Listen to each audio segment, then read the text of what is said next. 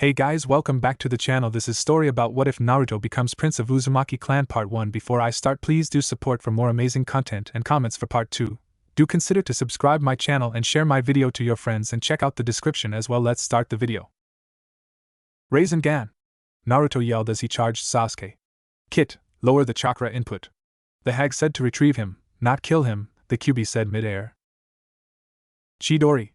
Exclaimed Sasuke, who was hell-bent on power from the cursed seal. When both of the jutsu collided, everything was at a standstill, until a large dome of blinding energy. After the energy faded, one figure was on the ground surrounded by blood.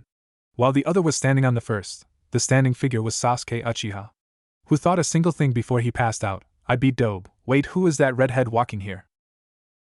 The person walking to the bodies was tall with, and had 3 diagonal scars. Donned in a black cloak with flowing straight red hair and a katana on his back, he walked to the blonde teen floating in the water. He just spoke. Pitiful Uchiha. Even with that great Sharingan, he couldn't tell that his opponent was holding back. The man picked up Naruto, put him on his shoulders and left. Finally found you, nephew. Time to take you time, the man thought. The kid felt much lighter than the man thought before, assuming he was probably malnourished. Even then, he had potential and great raw power. It was time the kid learned how to use it. Konoha. Tsunade could barely drink from the results of the retrieval team. Niji and Chuji in critical condition on the edge of death, Kiba severely injured as well, Shikamaru a broken finger, but the worst of which, Naruto, was nowhere to be found.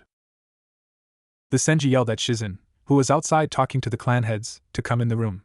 Where is my little brother? Kakashi's head hung low as his tone was grave. Forgive me, Hokage-sama. We could not recover him.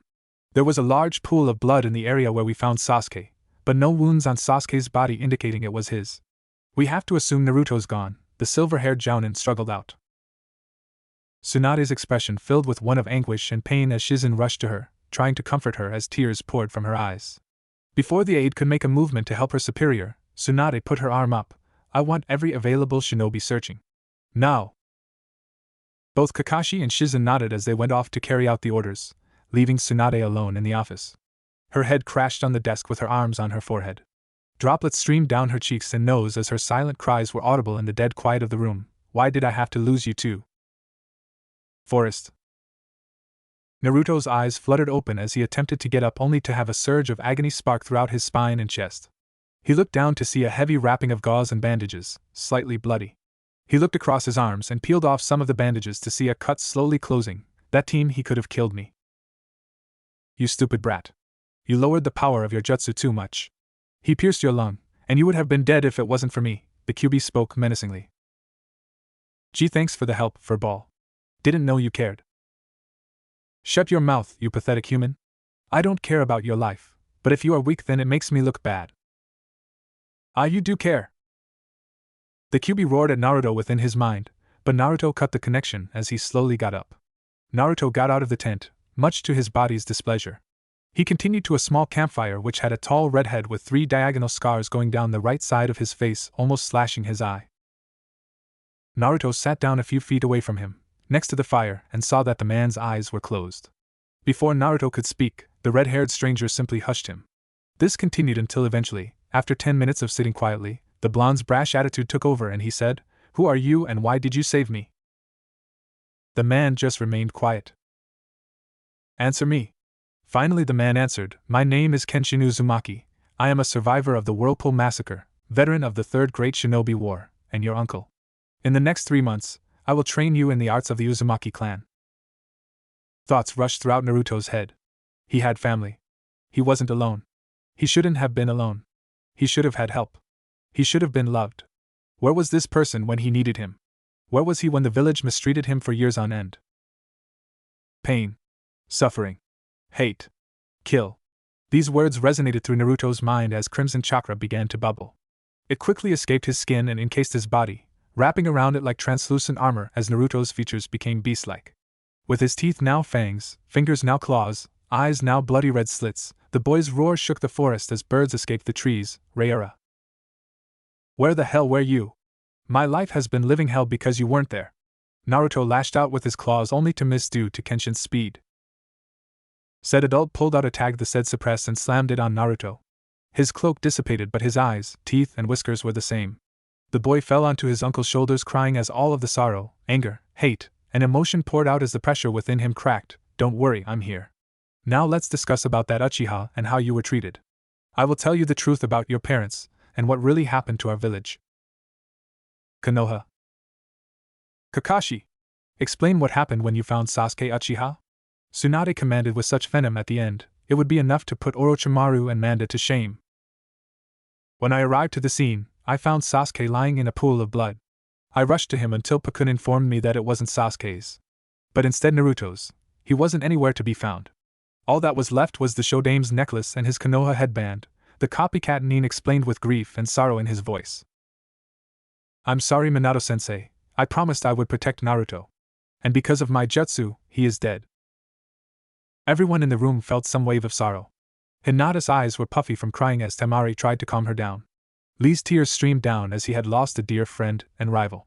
Tenten was sad as well but also worrying about her teammate, Niji. Ino was feeling grief and worry as well for Chuji. Shino stayed silent but speechless anger flooded his body as there was a slight buzzing in the air.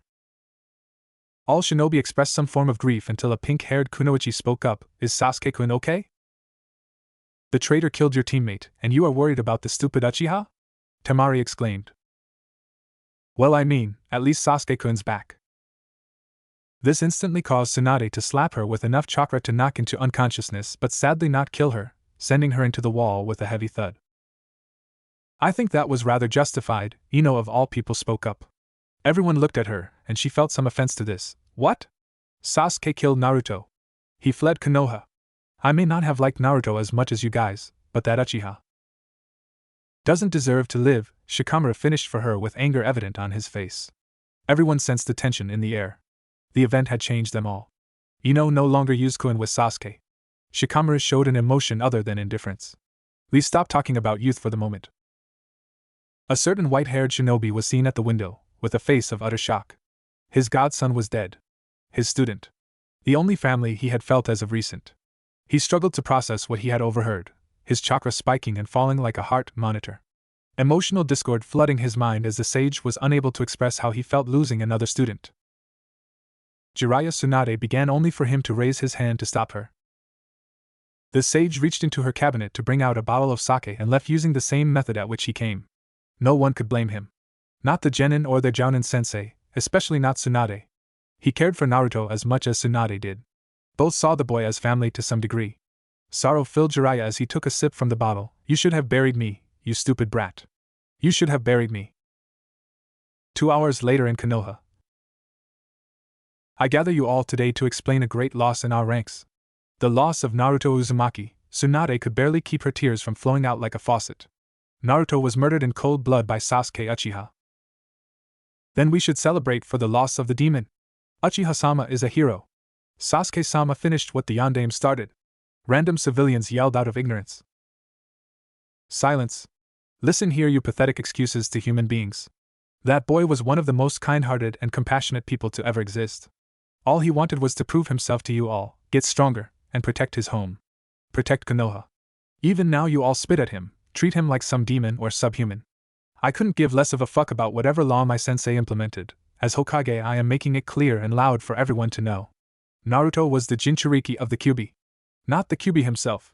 He contained and kept us safe from the demon, yet for years you mistreated him and abused him and looked down upon him. I've had enough of it, and won't let you ruin the legacy he stood for. The legacy of Naruto and his father, Minato Namikaze the Yondaime Hokage. Audible gasps were heard throughout the audience of shinobi and civilian alike. Murmurs of disbelief and jeers evident, but one voice stood out in the crowd. There's no way Naruto Baka could be the son of our greatest hero. He was too stupid and weak, screeched Sakura. Just then, a very swift Hyuga rapidly engaged in a barrage of juken hits upon her body. You better shut up, you tramp. Naruto-kun was the strongest out of all of us. He saved all of the village and even you from Gaara when he was being controlled by the Ichibi. He beat Niji Nizan in the finals. Coming from a weakling who can't even use any real jutsus, everything that you said about Naruto-kun is bullshit. Everyone, and even the Abruaims and Hyugas, were surprised to see that the brave ninja was Hinata Hyuga. The young heiress' attitude was fueled with determination from Tsunade's speech and anger from how her home village reacted to Naruto's death. It truly repulsed her. As she left to train and improve in order to honor Naruto's legacy, Tsunade ended the speech. Not a single shinobi or citizen dare say another bad word about Naruto in front of the Hokage. They had seen what the Sannin was capable of and no one would stand a chance. Hell's fury would be a tickle compared to insulting someone she loved. Kenshin's camp. Uzumaki was a very powerful nation in the Land of Water, which contained some of the finest Fuinjutsu and Kenjutsu masters. But during the Third Great Shinobi War, Kumo and Iwa attacked. Uzumaki was under siege for 2 months. Uzumaki fell, but not so easily.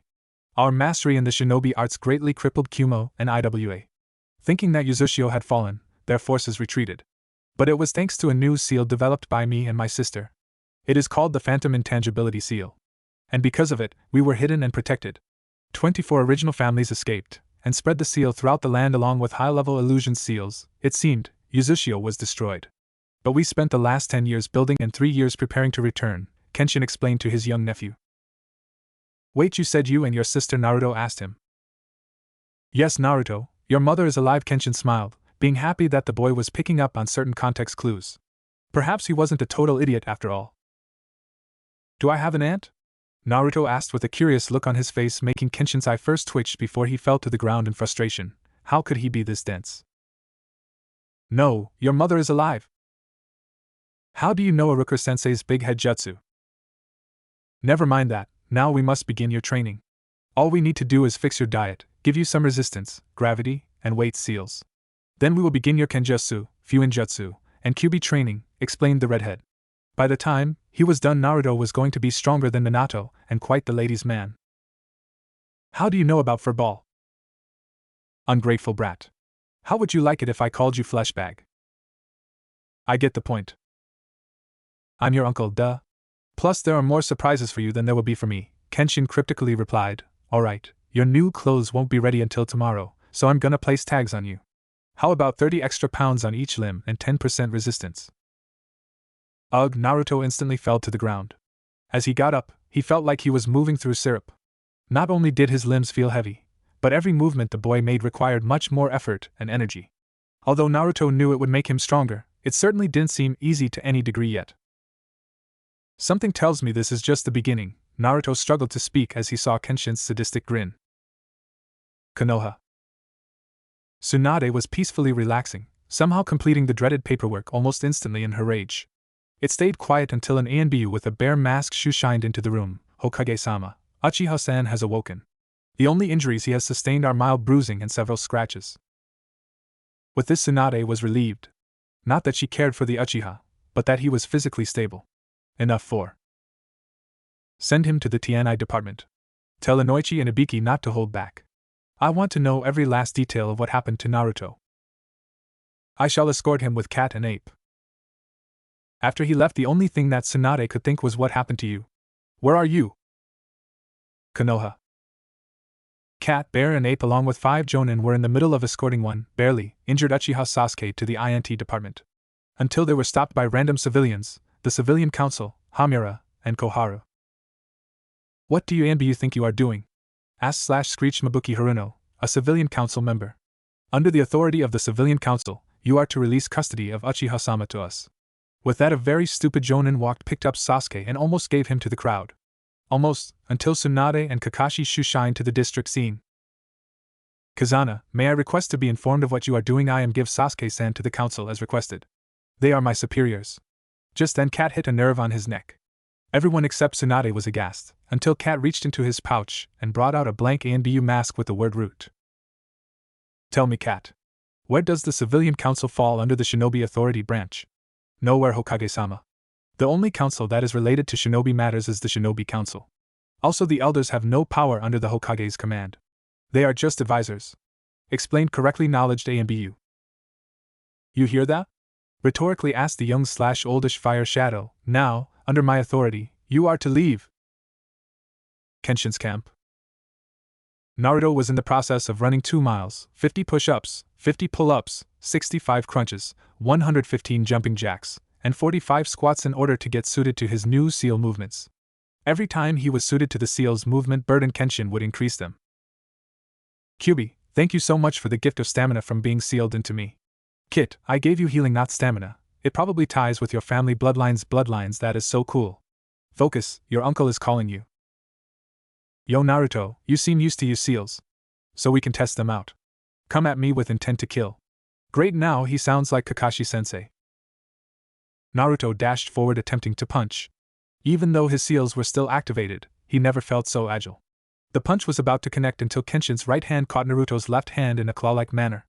As soon as he applied pressure to his wrist and joints, he couldn't feel them anymore. It was as if they didn't exist. I never said start. Kenshin simply informed to Naruto while regained control of his hand while Kenshin tapped on his palm. This guy is like Kakashi and I fell for the same fight crap again. They both took 30 steps back, start. But unlike Kakashi, he didn't disappear. He ran forward just like Naruto and made a half-tiger hand seal. Just then, Naruto felt freedom in his movements. His seal was deactivated for the fight. Still, Kenshin wasn't afraid of a little speed increase. He charged.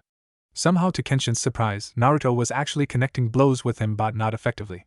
His taijutsu was barbaric and his stance was even worse. He was taking notes on how to improve his skills. So, I'll teach him the Guardian and Warrior Dragon Fang styles, emotion control due to his brash nature, and get him adjusted to his speed. 10 minutes later, the two were still fight, both 30 feet away from each other.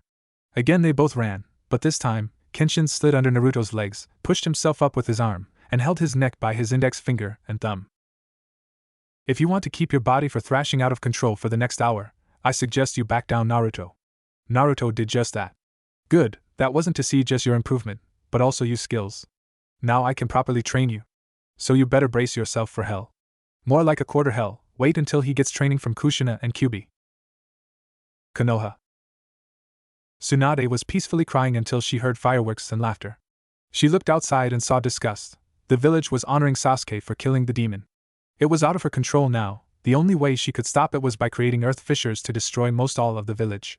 Then Jiraiya, Shizuin, Asuma, Kakashi, Kurenai, Guy, Enko, Ibiki, Iam, Tichi, Team 8, Team 10, and Team 11, Lee, Niji, and Tenten joined the room and grieved for the loss. To the village a burden was gone. But really, Konoha's number one unpredictable shinobi was gone. But to Tsunade missing. But none of them could do anything about it. The next day, Tho was looking through the interrogation file results of Sasuke, who was currently hospitalized. For the prevention of paperwork, and Noichi just examined his mind. It wasn't the actions that mystified her, it was the brutal way he killed Naruto. Just as she was on the verge of tears, again, a red-haired man walked in front of Sasuke. Tsunade got a sketch of the picture.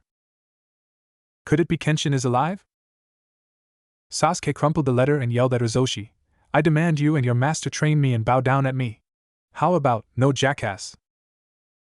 Rozoshi disappeared into the golden flame. It was 2 minutes later that Sasuke realized that the flame destroyed. Damn you dope. Two figures walked through a dense forest. The first was 13, 5'7" and fit, had pure sun-kissed blonde hair, steel blue eyes and 3 whisker marks on his cheek. The blonde wore an orange muscle shirt, a black cloak with orange lining and the kanji for Maelstrom on the back in red. On his back also were 2 regular 3-foot katanas. The other person was 6'7", muscular, had neck-length red hair, 3 diagonal scars on his face. He was dressed in a gray shirt with black lining, grayscale camo cargo pants, a white cloak with blue waves, and 2 large zanbados. The pair were none other than Naruto Uzumaki and Kenshin Uzumaki. After 5 minutes of walking, the blonde spoke up, How much longer, Ero Kenshi? The redhead's eye twitched and he yelled at Naruto, Don't call me that. It's your fault I slipped into the women's bath. 2 days prior, Naruto was testing some of his seals. At the time he was developing a freeze seal. So while Kenshin was still changing, Naruto activated the seal, put a genjutsu on the no frozen water, and hinged into a towel. Once Kenshin came in, he ran to the water, only to find he was foot skating on ice. Then he fell face first into the women's baths area or the hot springs. Damn, was it a painful beating. Naruto just smiled, remembering the memory. Suddenly both of the Uzumaki stopped in their tracks. Kenshin spoke up, You sense the 12 bandits? Naruto nodded and replied, Yeah, they are 45 feet in front of us.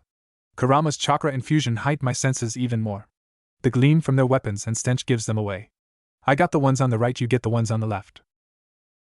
Both swordsman continued, until the bandits came out.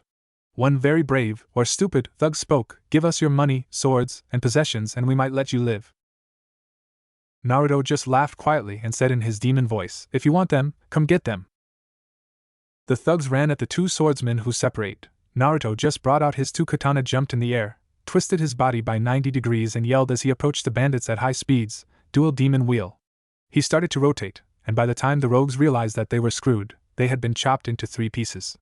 The first 4 had been cut, while the 5th was lacerated very deeply. Naruto's kenjutsu had cut many arteries and veins, including the pulmonary artery, all 3 carotids, both jugulars, the subclavian and axillary. He would die quickly in seconds. The last bandit started running, but found 2 blades at his neck. In a single movement slursh sound, he had been decapitated. Kenshin just stood as the thugs surrounded him and grinned. He quickly made 12 hand seals and yelled, "Uzumaki art, Shinigami jug dement." The scarred swordsman revived memories of every sin the bandits had done. "I judge you guilty." The first thug ran at him, but Kenshin just slid between his legs like he did with Naruto. Except this time, he slammed his index and middle finger on the head of the bandit. He repeated to do the same with the rest of the bandits. Suddenly the breathing of the 6 bandits started to increase and continued. One struggled to speak. "WW, what did you do?" Kenshin just simply walked away with his nephew and spoke, "I hit your vagus nerve. It controls the body's heart rate and breathing. Your breathing will increase, and because your bodies cannot get all the oxygen you preciously need, eventually you will die of asphyxiation. The perfect death for rapists, murderers, and thieves." 3 hours later, Kenshin stopped in the middle of nowhere and yelled, "Phantom Seal command, deactivate." Suddenly Uzushio was revealed and Kenshin just said, "Welcome to Uzushio Naruto, welcome home." While he gazed in awe, Naruto was tackled by 2 females. The first was in her mid-30s, 4 inches taller than Naruto, hip-length red hair and sea-green eyes. The second was almost a carbon copy of the first except she was 13, 2 inches shorter than Naruto, had blonde tips on her pure red shoulder-length hair, and 1 foot kodashi on her waist. When he got up he spoke, "Not to be rude but who the hell are you?" The woman replied in a kind and sweet voice, "I am Kushina Uzumaki, your mother, and this is Masami, your twin sister." Both females started to cry with joy and a hint of sadness. Naruto was taken aback. "Ka-san, Masami Amuto?" Demonic chakra surrounded Naruto exactly like when he found out about Kenshin, except it was more intense. "Uzushio." "Ka-san, ne-san?" Naruto asked quietly. His cloak continued to the version 2 phase. Kushina and Masami never felt so frightened in their lives. Kenshin slowly reached into his pocket for the suppression tag. Then the cloak started to fade, and Naruto's demon features disappeared as he gained control. "Yes," both of them simultaneously answered. All the 3 of them were crying. For Kami knows how long. It seemed like forever. But that was how long they had been apart. "Now enough of this drama, tell me about your life in Konoha then. I will explain who you really are." Prince Naruto of the Whirlpool. A relieved and proud Kushina spoke. "Nizan, were you treated like a hero for keeping the village safe from the demon?" Masami inquired. "Masami, you couldn't be more wrong," stated Kenshin. Naruto could tell by Kushina's and Masami's faces that they didn't know of his childhood at all. He couldn't blame them, the only reason his uncle knew was because Naruto him on the way here. Which explained his ruthlessness against the bandits. So Naruto clarified for them. "In Konoha I was starved, beaten, neglected, and despised just because I held the kyubi. Who isn't a bad person, it was a complicated.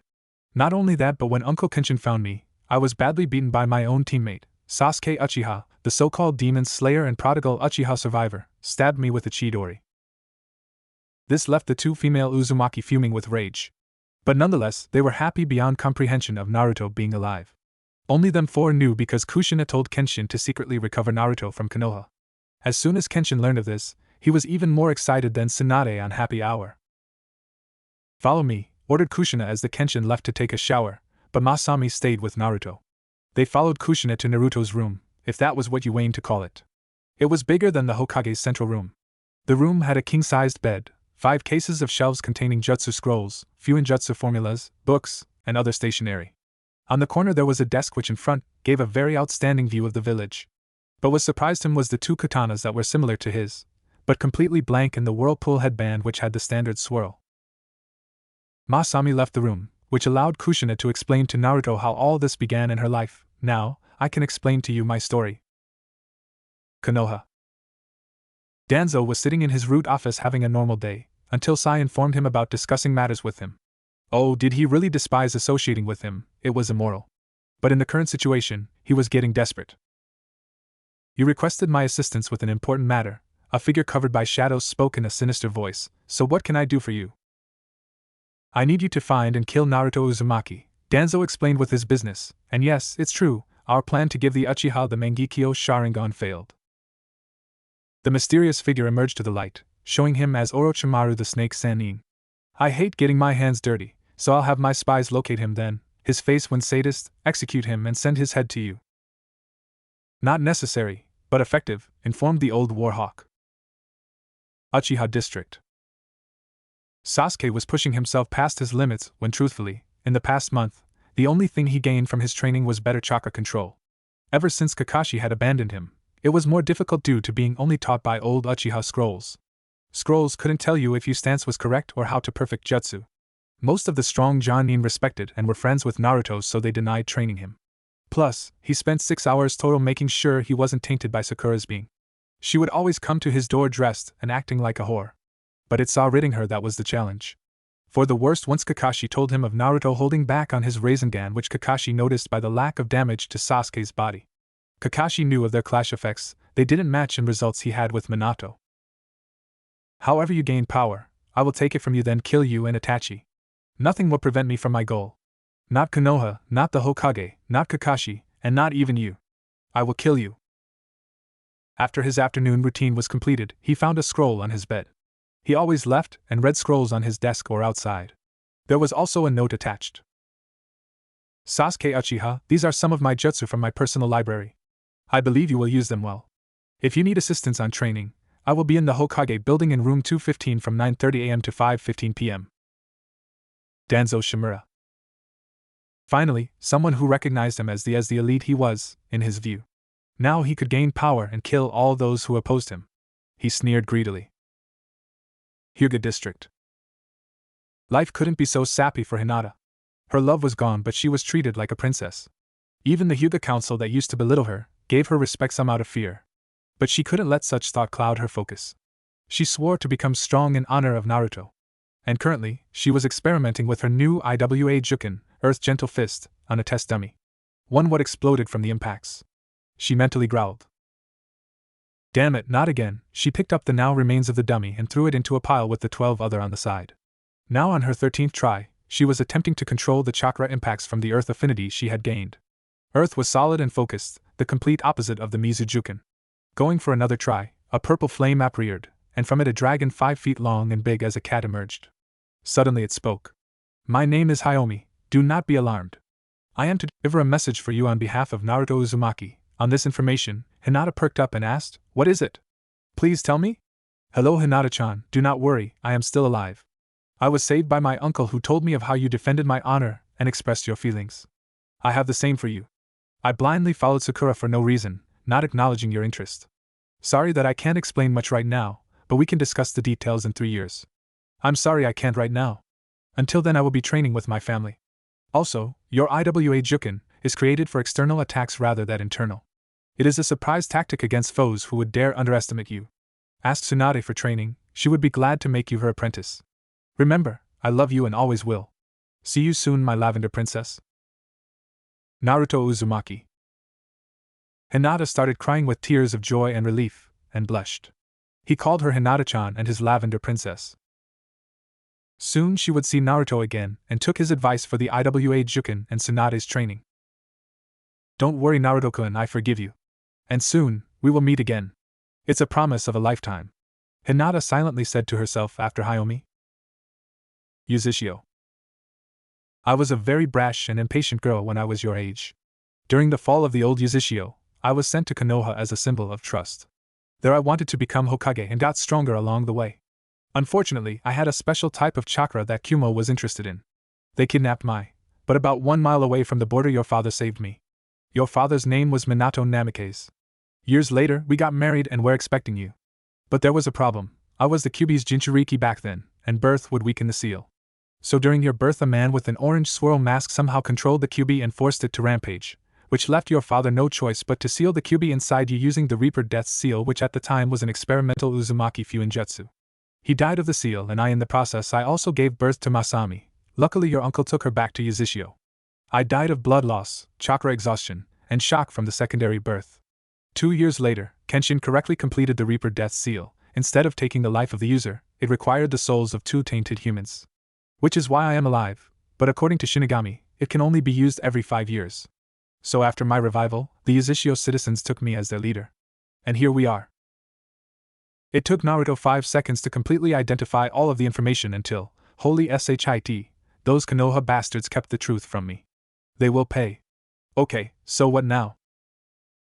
Now, I will train you in the advanced Uzumaki arts.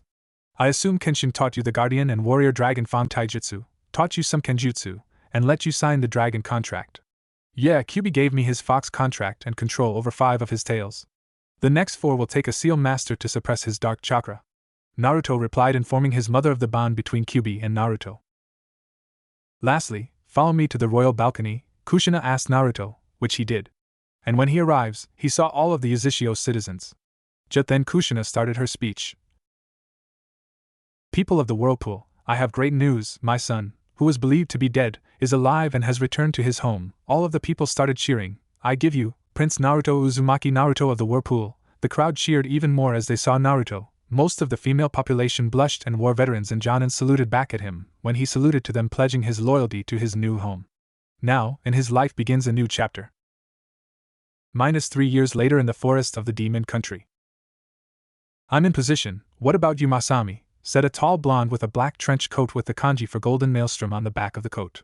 He stood 5 feet and 11 inches and wore black stealth cargo pants, black cotton shirt with the whirlpool design in the front.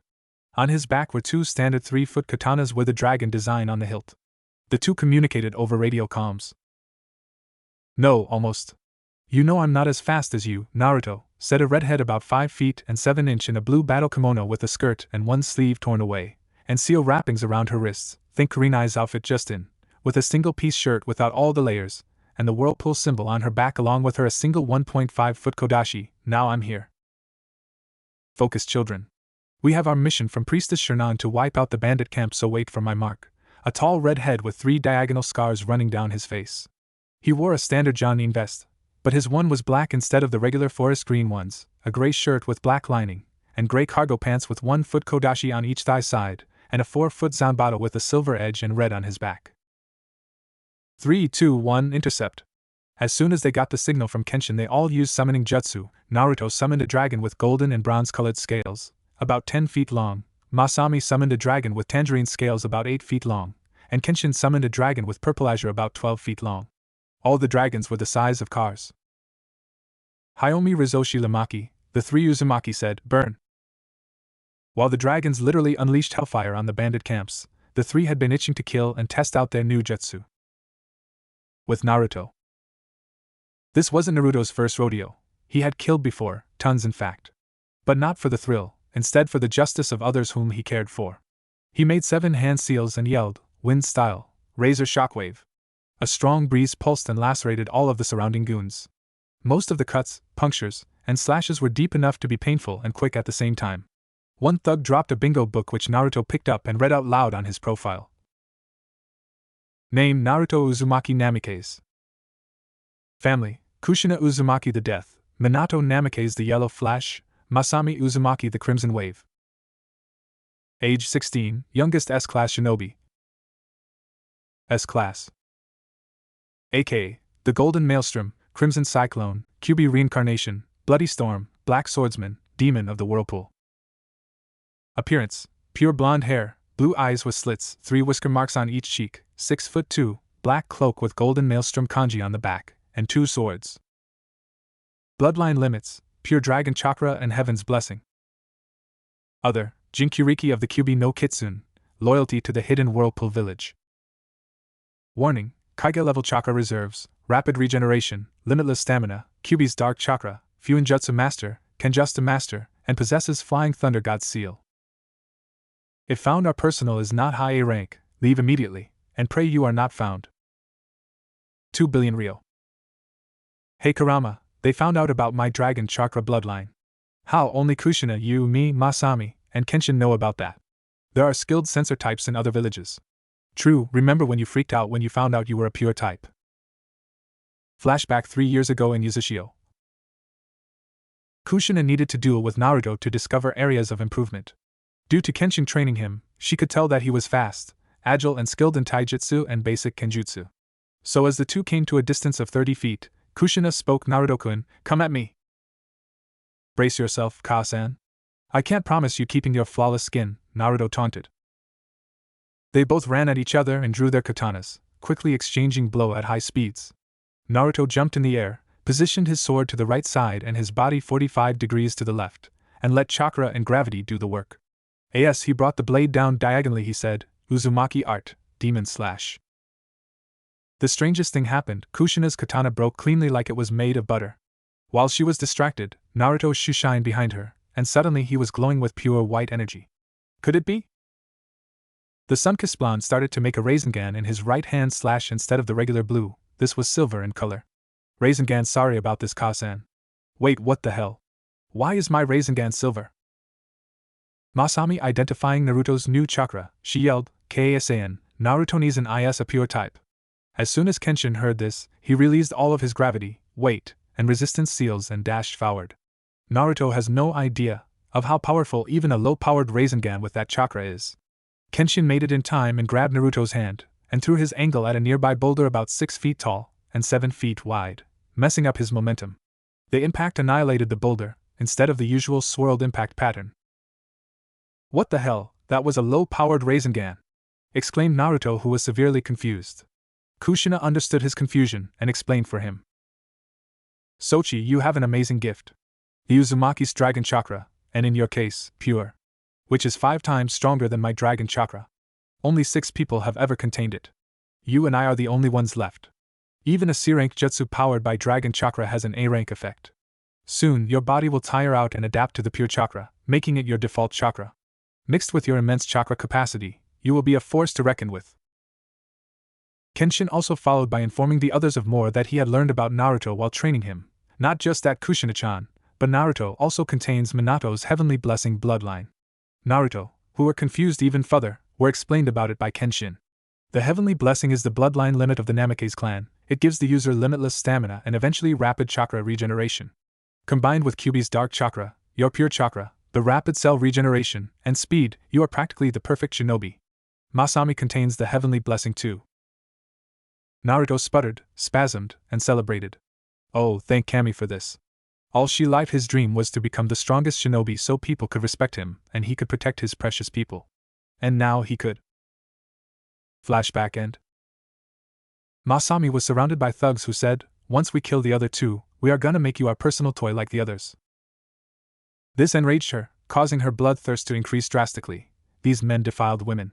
That was the last straw. Murder and robbery were one thing, but rape was final. So in her anger she yelled her most brutal jutsu, water style, shark tsunami. Water came out of nowhere and started to flood the area. To top it all, she created chakra sharks to gore the bandits to death or painfully bled them to death. And the sadistic part was, it was salt water instead fresh water, so you know what they say about salt in a wound. The 2 were cowering in fear. A cowardly thug hid behind the other. Hide me, boss. So you're the leader, huh? Masami sarcastically asked, already knowing the answer. She drew her Kodashi Thunder Killer, pushed the leader out of the way and stabbed coward's throat. After dispelling their summons, Masami walked up to the leader with Naruto and Kenshin. They took a good look at what used to be bandit camp. Now reduced to ashes, flames, and smoke. Masami told Naruto about the slaves. Instantly he emitted dark red chakra and sliced off the leader's hands, then cauterized it to prevent him from bleeding out. Where are the slaves? Tell me, or what makes you a man is gone. Did he sing like a canary? In the end, Naruto thanked him, then sliced his head off. The 3 went to a hidden underground room where they found the slaves. Don't worry. We are here to free you. Masami, I'm going to use the Flying Thunder God Seal to teleport you home so you can get spare clothes for them. When you are done, tell Kasen to teleport you back here. Why can't you? Do you want me going trough your clothes? Good point, even though he is my brother. Masami teleported away, and came back in 5 minutes. So when the former slaves were fully clothed, Naruto teleported them all to Shinon's palace/temple. Pretty soon, the 3 were on their way back to Yazushio. Hey Kenshin. Where were you the entire time? Hayomi-chan said you weren't on the battlefield? Masami asked. Who was answered by her twin brother. He was reading Jiraiya's perverted book, quarter-mile west of the camp. Masami hit him with the hilt of her Kodashi, which caused Kenshin to lose his balance and almost fall off of the tree branch he was jumping on. And to tease him even further, Masami commented, Naruto is right to call you Ero-Kenshi. Damn you, Naruto! Which Kenshin yelled at his nephew, who then argues with him about being truthful. Masami just giggled at their antics. Uzushio 2 hours later. As soon as Kushina saw the lump on Kenshin's head, she just had to ask. Much to Kenshin's displeasure, what happened? Naruto and Masami simultaneously answered, Code J, and I think out can find out what the J is for. Kenshin, can I please talk to you privately? The Uzukage requested in a bittersweet voice. Naruto and Masami decided to grab their pay and shoo Shin at least 100 feet away from the building. So they caught up with their friends in Uzushio. 3 years and you can make lots of friends. Especially when you actually aren't treated like vermin. Araka Hotoki was the first person to become friends with Naruto. Both were eating at a ramen stand that actually beat Ichiraku's. Naruto said that he was the fastest ramen eater in the world, which angered him. Naruto fought him and won. It seems they both had a void that they called a stomach. He was 5 feet and 9 inches, a bit chubby, with long brown hair and brown eyes. Usually wearing a green armor vest with simple forest camel pants. The Hotoki clan used the oil and acid in their food to fuel their fire jutsu. But Araka's mother developed a way to use the oil, internally heat it up and use enzymes to create acid, and use chakra to manipulate it like water, after spilling it out of their mouth. Utake Hayabusa was the only person that could almost match Kushina and Naruto in Kenjutsu. Except he used a thick 6.5 feet Zanbato, which was better used for powerful, heavy strikes. It was speed and agility that helped beat Utake. But then again, Naruto only studied Kenjutsu for 1 year the last time they fought, while Utake practiced for 9 years. He was 1 year older than Naruto, making him 17 and 14 when they fought. He had blue hair and a ponytail, 6 feet and 7 inches. He wore mostly black samurai armor with the whirlpool deicing on his shoulders and chest plate. His sword was located behind his waist. The last friend who knew well and vice versa was Tsushiraishi. She was one of the village's best water release specialists, rivaling Masami, who could create water just like Tobarama Senju. She had a very kind personality. They bonded when Naruto saved her from a squadron of Kumo A and B that mistook her for a rogue shinobi. Then 2 months later they were introduced again by Masami. She had a slender figure, with a reasonable bust, mint green hair that reached her upper back and orange eyes. Sue wore a 2-piece black battle outfit that was suitable for speed and swimming. After they took a warm shower to wash out blood, they met up with them. Hey Naruto-kun and Masami-san, how was the mission? Sue asked. Naruto answered for both of them and asked his own, bloody, fun, and full of needed justice. I heard you guys are now a Chunin team. How was your first mission? Really boring. All we did was hunt some bears, hogs, and deer in the forest. No creature was skilled enough to give me a challenge, Utake answered, and it was no fact to them or anyone who knew Utake that he was always looking for strong and worthy opponents with honor. Naruto said he was a stable mix of Sasuke and Lee. You guys want to go swimming in the lake? It's good weather? Masami offered. Only as long as Naruto could catch and prepare trout. He is the best at cooking fish. All the spices and flavors blend perfectly, Akira told them, and everyone had to agree. It was a divine gift from Kami herself. Just as they were about to jump in, Anbu appeared and told Naruto to report to the Uzukage's office. Kit, 2 things. 1. When you are done, I want to give you a gift. 2. The Anbu is checking you out. How do you know? I can smell the pheromones and you are shirtless. No vixen would stutter like that. I guess okay. Think later. By QB. Alright Ka-san, what do you need? Naruto asked when he got in the office. Your swords, Kushina said. Naruto gave his swords to her. When she received them, Kushina walked into the balcony, threw them into the air, and destroyed them with a fire jutsu. Of course, Naruto started sputtering. Until Kushina said, calm down, here are your new katanas. She presented him with 2 new swords. These ones had a white hilt with a golden fabric and pure black blade with a golden dragon design. Both blades were about 3 feet and 7 inches. And when Naruto pumped his chakra into them, one caught on black fire, the other with black lightning. Demon's Bane, Kushina informed. These are cool and all, but why would you give these to me? The blonde inquired. Because the John-nin exams are next week, and Konoha-nin will arrive. I thought you might want to piss them off a bit, Kushina truthfully answered. Naruto thanked her and left. Naruto went to speak to Kyubi. Naruto's Mindscape. The Mindscaper was different now that Kyubi and Naruto had bonded. Instead of a sewer, it was now a luscious forest. Alright Kyubi, you wanted to talk? Yes, I want to give you a little gift. What is it? Kyubi then brought out a wicked-looking claymore that was pulsing with demonic chakra. The blade was silver with glowing gold kanji 4 Soul Redeemer, and the outline of the blade was blood red. The hilt was black with blood red fabric. Kyubi, why are you giving this to me? Because I am dying, Kit. What do you mean you are dying, Kyubi? Naruto asked on the verge of tears. You could hear a crack in his voice as he spoke. I mean, you are absorbing my chakra. As you know, Bijou are pure chakra beasts. It is our flesh, blood, hair, our entire physical being.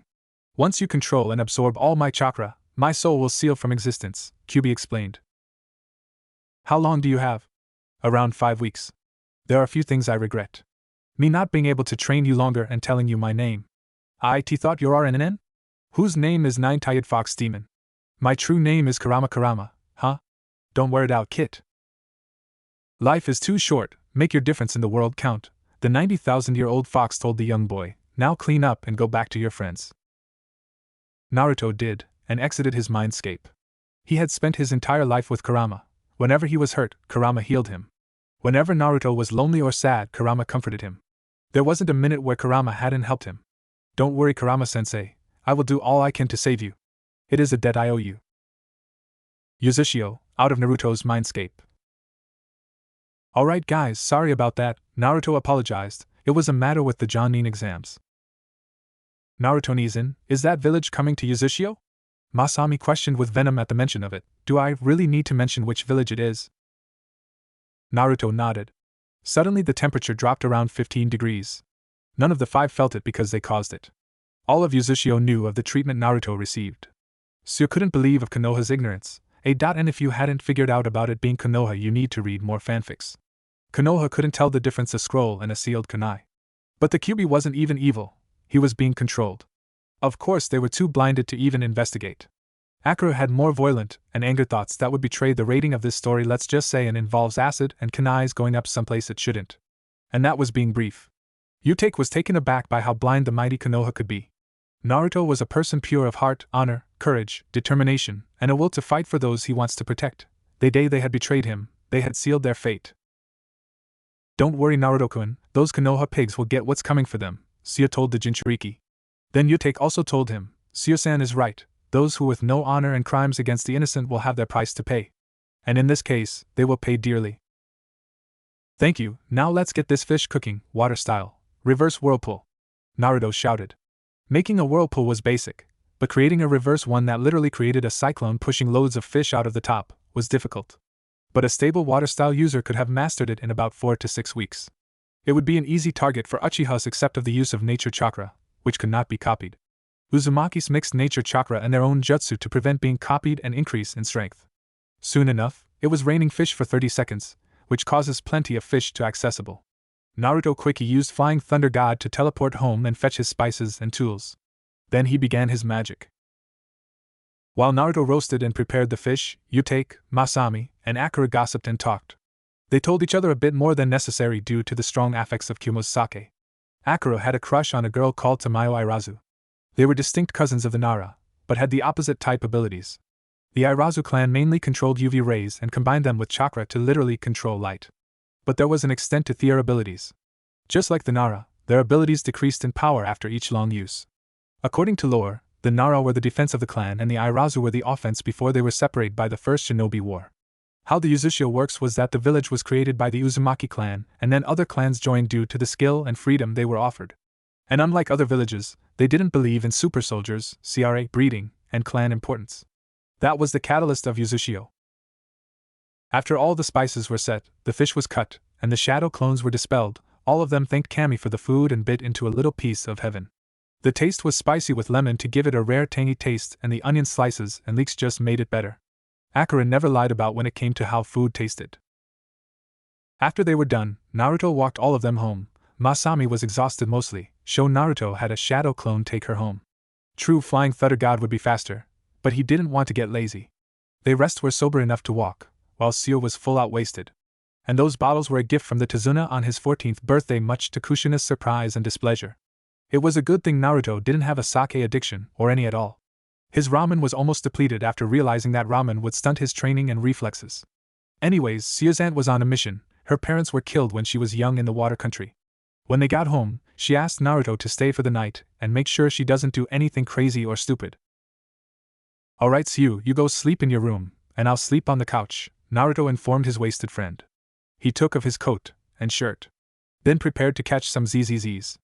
After around 15 minutes, Sue came out of her room and drunkenly said, "The mattress is too soft. I need something firm but soft too." With that, she climbed on top of Naruto and fell asleep. Our blonde hero was blushing for around 6 minutes until he fell asleep himself too.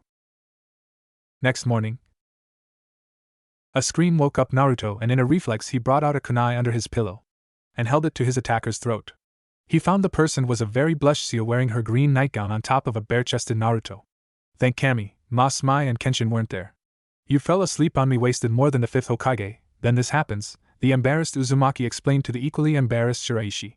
"Susu, I'll make breakfast and we never speak of this," Sue said, changing the subject. "Sure, I'll help, but only if you don't either, even when you are drunk, or if possible drunker," the blonde joked. Sue responded by playfully sticking her tongue out. After walking home and 150 questions, 50 shades of red, and a pat on the back from Kenshin, he got a change of clothes and was studying seals to save Kurama from his forsaken fate. Naruto was getting close to a solution to save his sensei/friend until Masami ran in and said, "Ni-san, Konoha nin are here for the exams." But what she didn't realize that Naruto had already left. Back with Naruto, he was too focused on seeing Hinata again to remember about the Flying Thunder God. He ran, almost faster than the jutsu itself. Almost. Before he knew it, he bumped into a girl the same height as Masami with dark lavender hair, a gray vest with a black band pouch around her waist, black boots, long navy socks, dark knee shorts and a kunai pouch on her left side. Hinata's the last battle outfit, Google it. Sorry about that.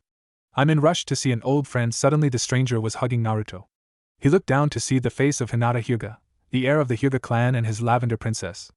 "Hinata-chan/Naruto-kun," the both simultaneously said softly. "Hello, Dobe," a arrogant voice said, that Naruto easily recognized. "So," he answered, "you traded that stick for a tree up your ass, didn't you, team?" Behind Sasuke was Kiba, Ino, Shikamaru, Choji, Sakura, Shino, and a mysterious pale boy with dark hair, clothes, and eyes.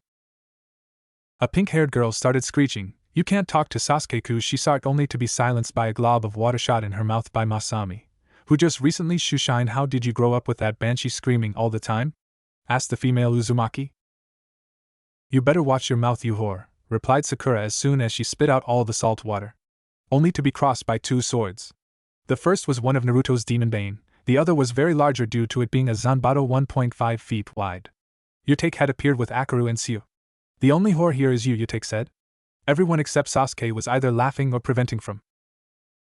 When Sakura finally had enough courage to reply, he screamed, "Who do you think you are talking to, the heir of the Haruno clan? I am Masami Uzumaki, secondary heir and princess of Uzushio, and known as A-rank Nin, the Crimson Wave. And by the way, the Haruno clan is just full of useless merchants." Everyone paled. They all knew of her ruthlessness to those she opposed. Whereas Sasuke was interested in her strength and beauty. She could bear her with strong Uchiha spawn. And he would control Uzushio. After learning of its return, he researched about its power, and thought by learning the clan's secrets, he would be able to become unstoppable. So he was stupid enough to say, "Come with me back to Konoha, there is much I can give you there," only to be chakra slapped by Naruto, whose chakra released genjutsu, revealing his blue slit eyes, more defined whiskers, and sharper nails. "Don't you dare say that to my sister!" Everyone who didn't know gasped in surprise except for Oshino, who remained stoic.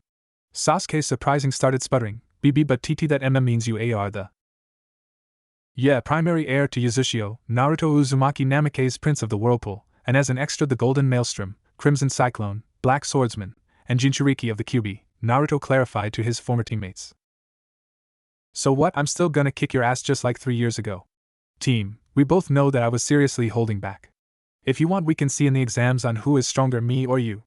Sasuke walked away, and Sakura turned to Naruto and his new friends to speak, "But, Haruno, you say one word and I personally promise you that you will not walk for the rest of your life."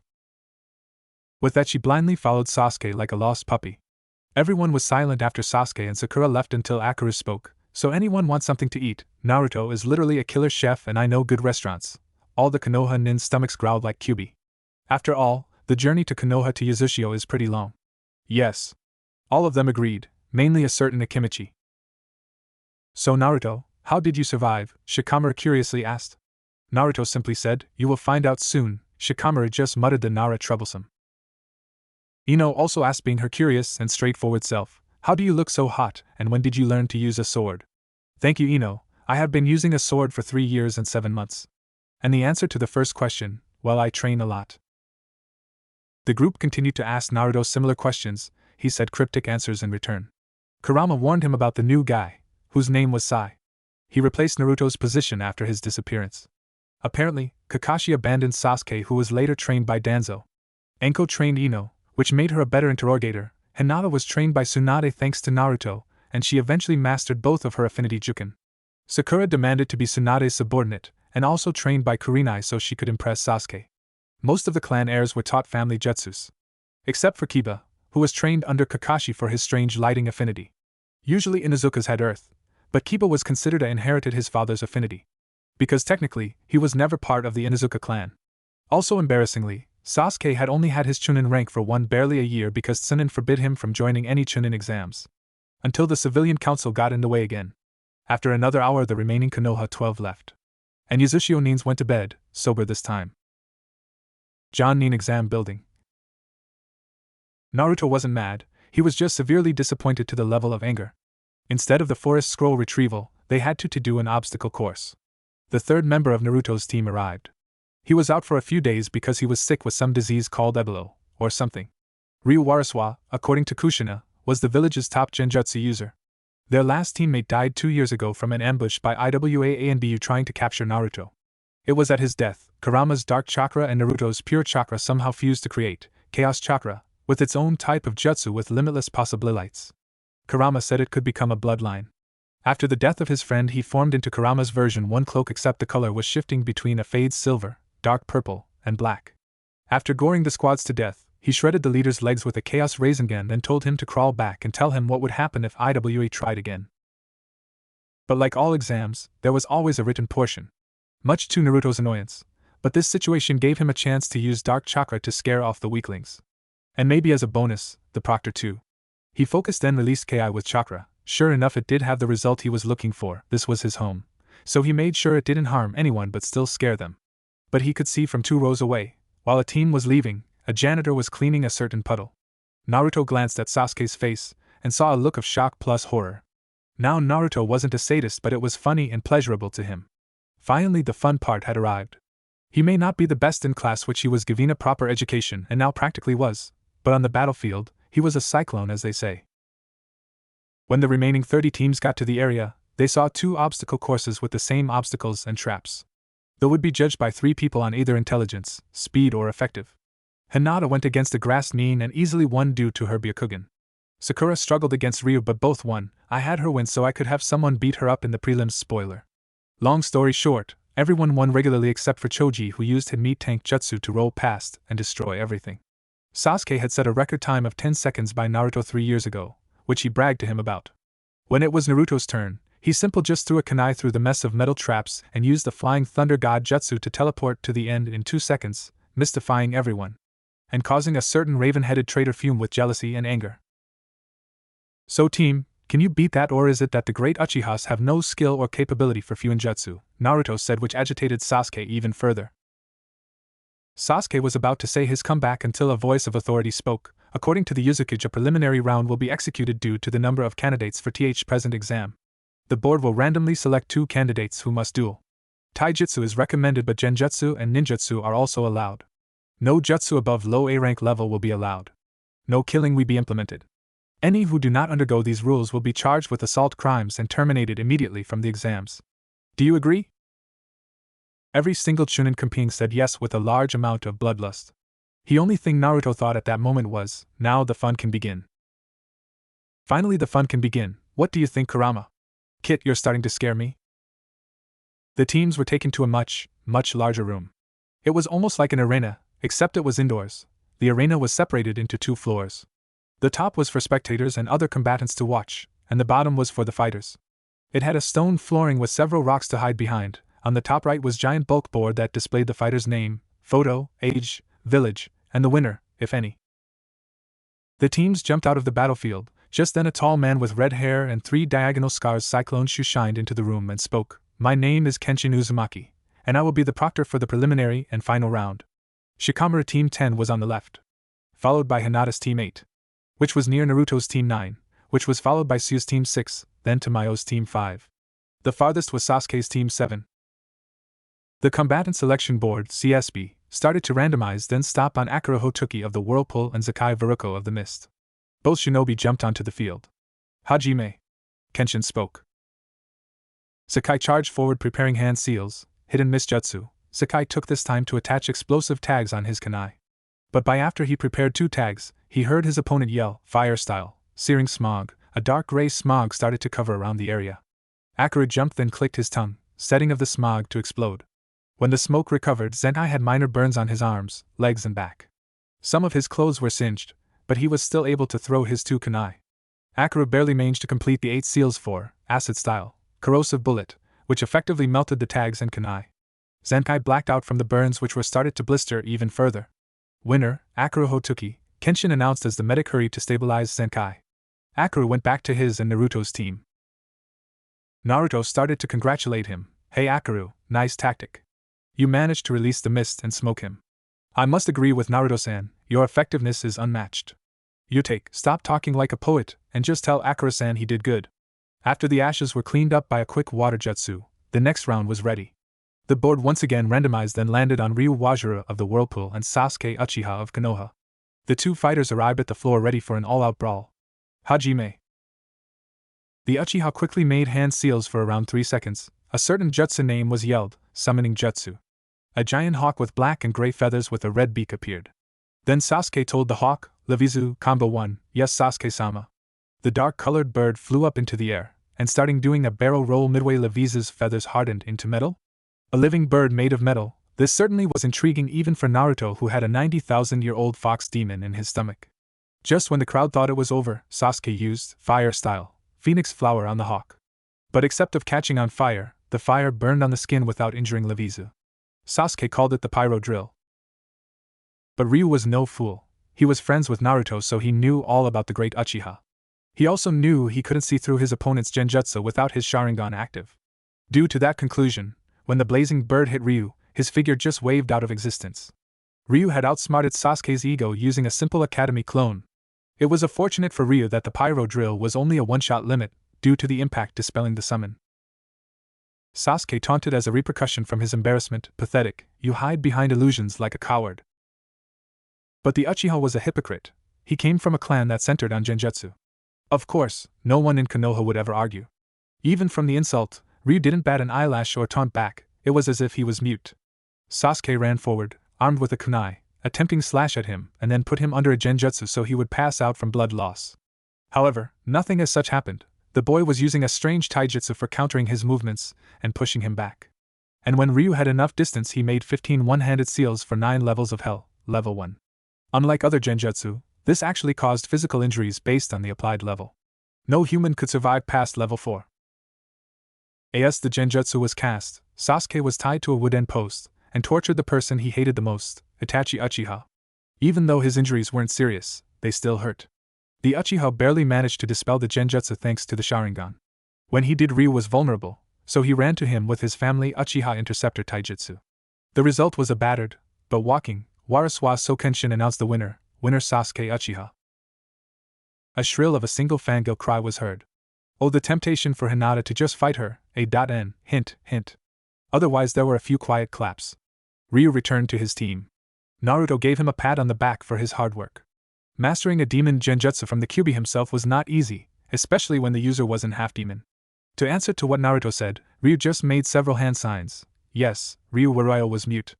Of course, sign language was a skill Naruto learned when he met Ryu. The matches continued. Again, Ino's match with a very sensitive Rain Nin was a tie. Shino barely won his match, almost all of his chakra gone. Most of the Konoha team's match ended in ties, even a few in wins. But otherwise only Sasuke and Shino had won. Finally, an exciting match happened when the CB selected Kiba Inuzuka of Konoha and Yutake Hayabusa of Uzushio. Both combatants prepared and got in their respective stances, Kiba with Akamaru and Yutake with his mortal wrath Sanbado. Bark bark, bark bark bark. Akamaru told Kiba from his bark. The only people who could understand was Kiba, being from the Inuzuka clan. And Naruto, due to him being able to understand the canine language because of his fox summons. Basically, Akamaru told his master that Yutake was a very strong opponent and he needed soldier pills just in case. It's best if I stay away from close-range combat. He's got a huge sword and it seems like he's not afraid nor unprepared to use it, Kiba thought.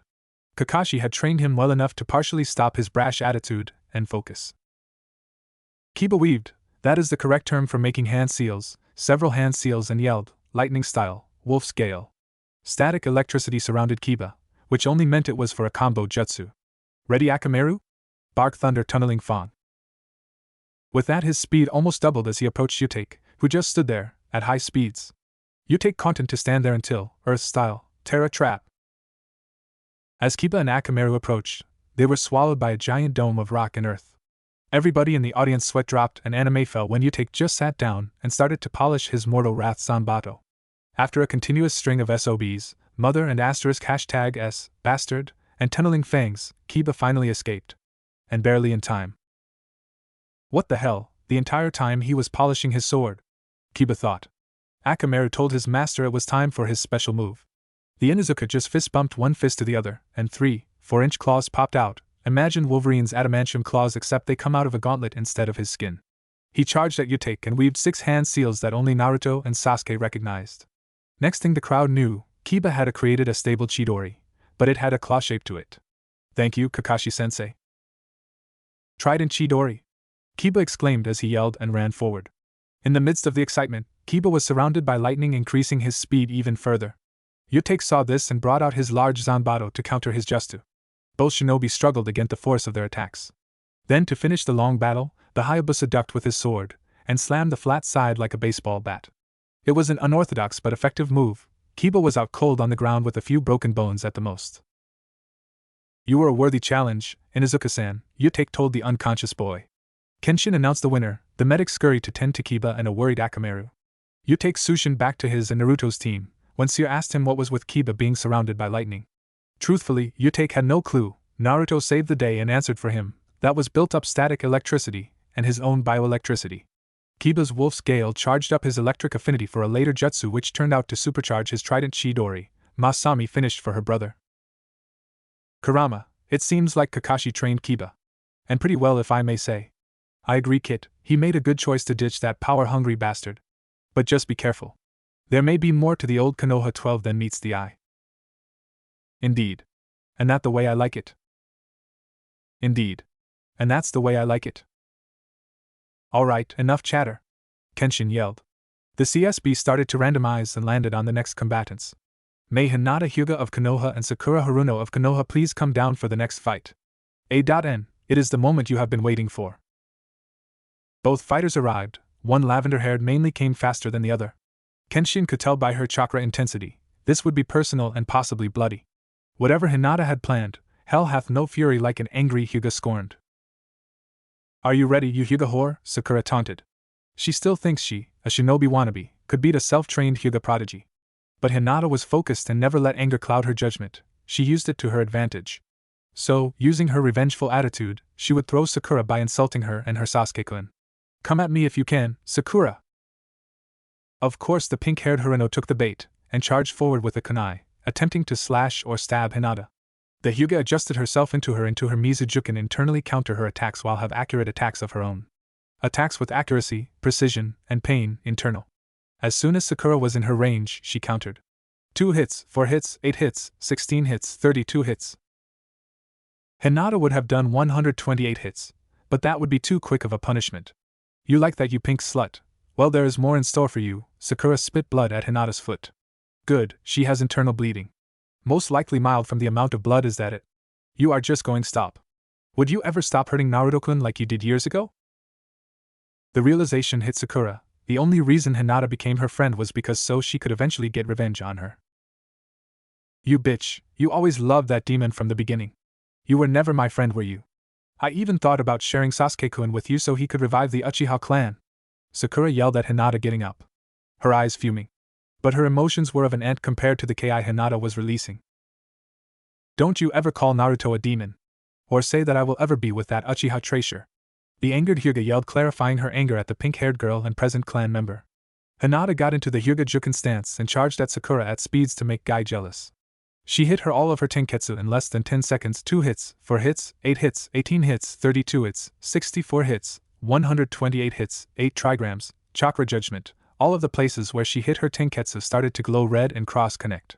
Sakura was put into a large amount of pain from the hits, and now the glows burned enormously. Take that, bitch, and now a little extra. Hinata hit her lower stomach with both her water and earth chakra.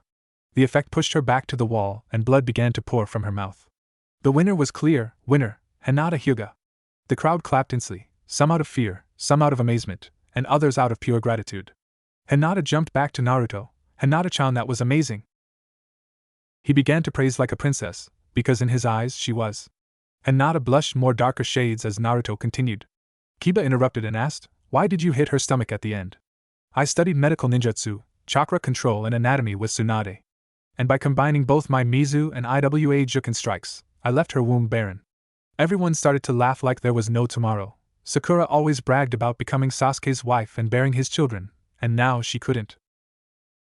Said girl was currently being hauled away for severe blood loss from internal bleeding, a fractured spine, a large amount of broken bones, a broken jaw, and possibly mental therapy. As she was scurried away by medics, Masami asked, "Couldn't you have done the same effect with your Mizujuken? What's the fun in just giving her internal damage?" With that, Naruto gave her a kiss on her forehead.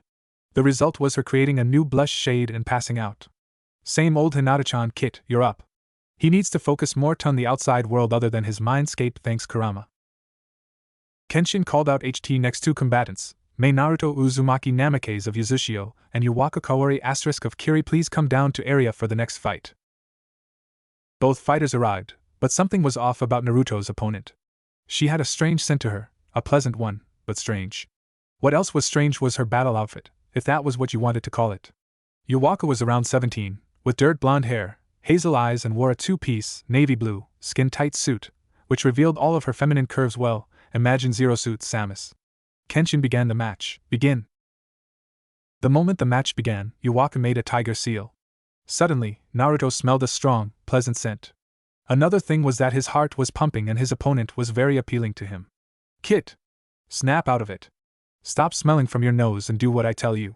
The nine-tailed fox gave Naruto instructions. He began to stagger to his opponent. She pulled his face close to hers, and when they were close enough, Yuwaka had a kunai ready. 3, 2, 1 She went for the stab, but the blonde boy caught her hand and spoke, "I see. You use jutsu that controls a person's pheromones against them to put them into a trance. Clever, but it relies on scent only." Naruto touched one of the seals on his arm, which only appeared when chakra was applied, and pulled out one of the demons, baying, "Now you can retaliate and I skewer you, or you can give up the match and I don't spend time cleaning blood of my sword." Naruto told the hazel-eyed girl. "Proctor, I forfeit." As Naruto returned, he was congratulated by all of his friends. "Nice one, Nei-san / good strategy, Naruto-san / good tactics, Naruto-kun." 65 minutes later. The compliments continued. Pretty soon the matches were finished. More ties than wins. At the end, Kenshin announced, "Alright, great prelims. You will find out your opponents for the final round tomorrow, then you will have 1 month to train. Have a good day." The red-headed proctor disappeared in a swirl of water. "So Hinata-chan, I was wondering if you would like TT to go on a shush, I would love to. Pick me up tonight at 8:35. Okay, bye Hinata-chan, bye Naruto-kun." As soon as Hinata went back to her hotel, Naruto was jumping up and down, constantly saying, "I got a date with Hinata," in a sing-song voice. But his celebration was interrupted by Kenshin. "Naruto, your Ka-san wants to see you right now." Naruto followed his scarred uncle to the Uzumaki building with Masami, where his Ka-san's shadow clones were doing the paperwork for her. Oh, how perfect and simple it was. "Naruto, there is something that all of us need to show you. We will have to take it outside." The family of Uzumaki Shushin training field, Kenshin had a strange white and silver ornate gauntlet and dagger. He simply spoke Verto. He struck the dagger through the opening on the gauntlet. A symbol glowed. A circle with rune symbols surrounded Kenshin. An armored figure shadowed behind him and fused with him. When the energy surge was done, in Kenshin's place stood a 7-meter knight with white and blue armor, a large shield and sword. "What the hell?" Naruto and Masami both yelled at the same time. Don't worry, that is Kenshin's night whistle. The Uzumaki clan is special not only because of their art of Fuinjutsu, Kenjutsu, or lifespan, but also the ability to become pact makers. Whenever a new Uzumaki comes of worthiness, a new item appears at the Yazushio altar. Then we fuse with these knights if they accept us, and we are allowed to use their power. And it is time for you and Masami to choose your own knights. "Ka-san, which ones do we get?" Masami excitedly inquired. Kushina answered, "For you, Masami, you have been chosen by Divina's the Black Knight Urbanwings. Grab the sword and repeat after me. But before you do, take around 30 steps back. Masami did as she was told and repeat what Kushina told her. She began to chant, O Denivas, deliverer of dark and dread, ruler of the ancient shadow, grant me your power. Verto. Masami was surrounded by black energy from the large black sword. Soon a 5.8-meter figure emerged. It was feminine character in black armor, wings with black feathers, a decent bust size, and slender body shape. Her head was of a hawk and the sword she held was crossed between a lance and a blade. Cool, the figure spoke with a light, but ancient, echoish voice. Now to turn back, just think of your human form, Kenshin told her. In a small burst of dark energy she was back to normal. And me? Naruto asked partially with impatience. For you Sochi, Larvain the Dragon Knight. Grab the belt, throw it in the air and chat what I tell you. Naruto did. O Larvain, Vermilion Drake, leveler of ancient lands, grant me your power. Verto. The belt fastened to Naruto's waist perfectly, and started to glow sea green. A rune circle appeared around Naruto as he transformed into his knight. Suddenly, a dark gray warrior with wings and a trident appeared. His eyes were emerald green, the knight had a very muscular build. His trident was 9 meters long, and the middle was a 2.5-meter blade, making it longer than the other spears. Epic! Spoke Naruto with the same ancient echo voice. He turned back into human form. Now that the knight part has been explained, I have a second thing to tell you, Kushina told her 2 kids. What is it, Ka-san? Remember how the Reaper Death Seal works only every 5 years? Of course, that's why you are here. Well, tomorrow marks 5 years, and tomorrow is the day your father, Minato Namikaze, will return. Konoha, Root Base. Danzo was having another day of being a good old covert warmonger who blames peace for his actions and filing paperwork. How Tsunade deals with this torture called paperwork, I will never know, so now he shows up his face. You can come out of the shadows, Orochimaru. How did you know I was there? I have an ANBU level suppression seal.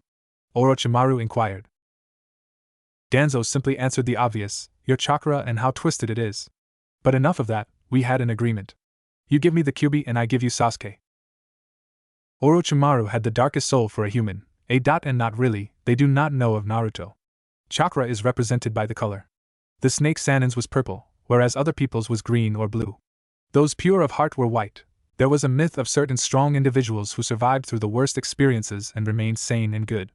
They were blessed with silver chakra, and he believes that Naruto has it.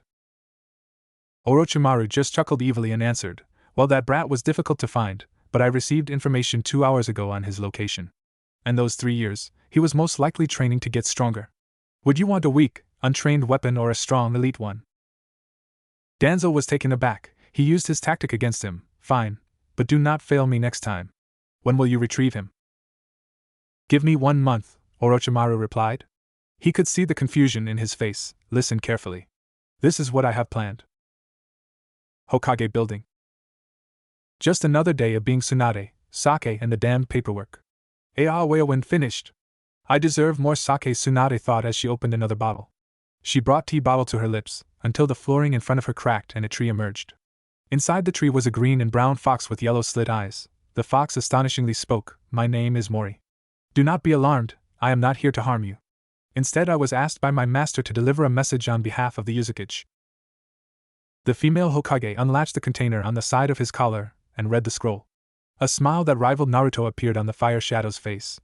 She told her answer to Mori, tell Uzumaki Dano I accept. You were always a genius, Kushina. Just like Minato and Naruto.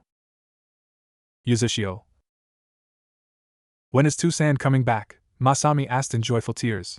Kenshin replied, tomorrow at 10:25 p.m. Alright, enough crying. I didn't raise my children to cry during every happy moment, so Naruto, I heard you met a certain Hyuga, Kushina teased her son. Naruto nervously replied, oh ha ha ha. About that, can we discuss at dinner? Sure, I'll help you cook, while Kenshin and Masami set the table.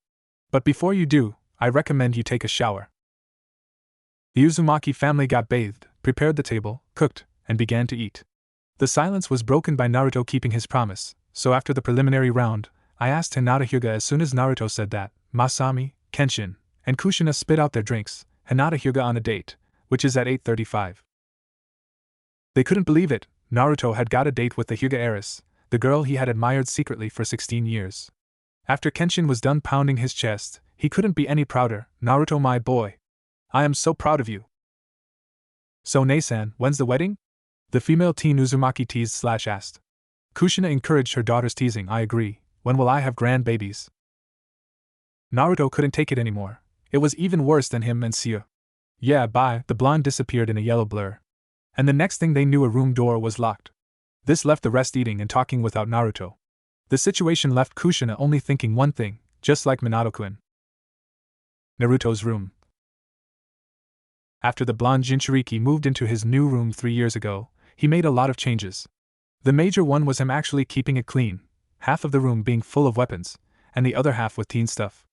After locking the door, he just plopped down into his chair. His desk was full of his father's, grandfather's, and great-aunt Mito's notes on ceiling. The notes were about saving the Kurama, demonic Fuinjutsu, and advanced Fuinjutsu. In the past 2 days he had got nowhere. It seems crazy, but usually he could solve any Fuinjutsu in several hours. It was in his blood after all. Damn, 2 days and nothing. How can I protect my family when I can't even save my best friend? He started to tear up, not cry. Just tears of sadness. Don't worry, kid, I will be alright. Don't give me that bullshit Kurama. You know after your chakra fades, it will 900 years for you to reform. I've read enough lore to know that it takes 100 years per tale when their chakra completely fades. I can't save you, goddammit! Naruto yelled at Kyuubi mentally. In spite of emotions of loss, not anger. Kurama understood his container and best friend better than anyone, so he was not mad. Trust me, Naruto, you will think of something. How do you know? Because it's in your blood. You are stubborn and relentless from your mother. Skilled and caring for all life like your father. Naruto was left aghast. The fox's words gave him determination like none before. I am sorry, Kurama, now let's do this. The blonde continued to study and test hundreds of other seals. He fell asleep with his face literally buried in ink, paper, and notes. This boy, Kurama started chuckling at his attitude, he will become an even greater than Minato. Next morning. Yawned, what the hell? Naruto found ink dried all over his face and hands. Perfect. I fall asleep on ink for 10 hours. I wonder how many hours it will take to wash it out. 2.5 hours, Kid Kurama chuckled when Naruto mumbled smart as fox. Naruto got up and walked to the bathroom to brush and prepare for the day. Everything was going fine until Naruto noticed the sun's position from the window, and asked Kenshin the time. Hey Ero Kenshi, what time is it? The sun is fading, isn't it 1:26? Kenshin twitched his eye at the nickname. Don't call me that, brat.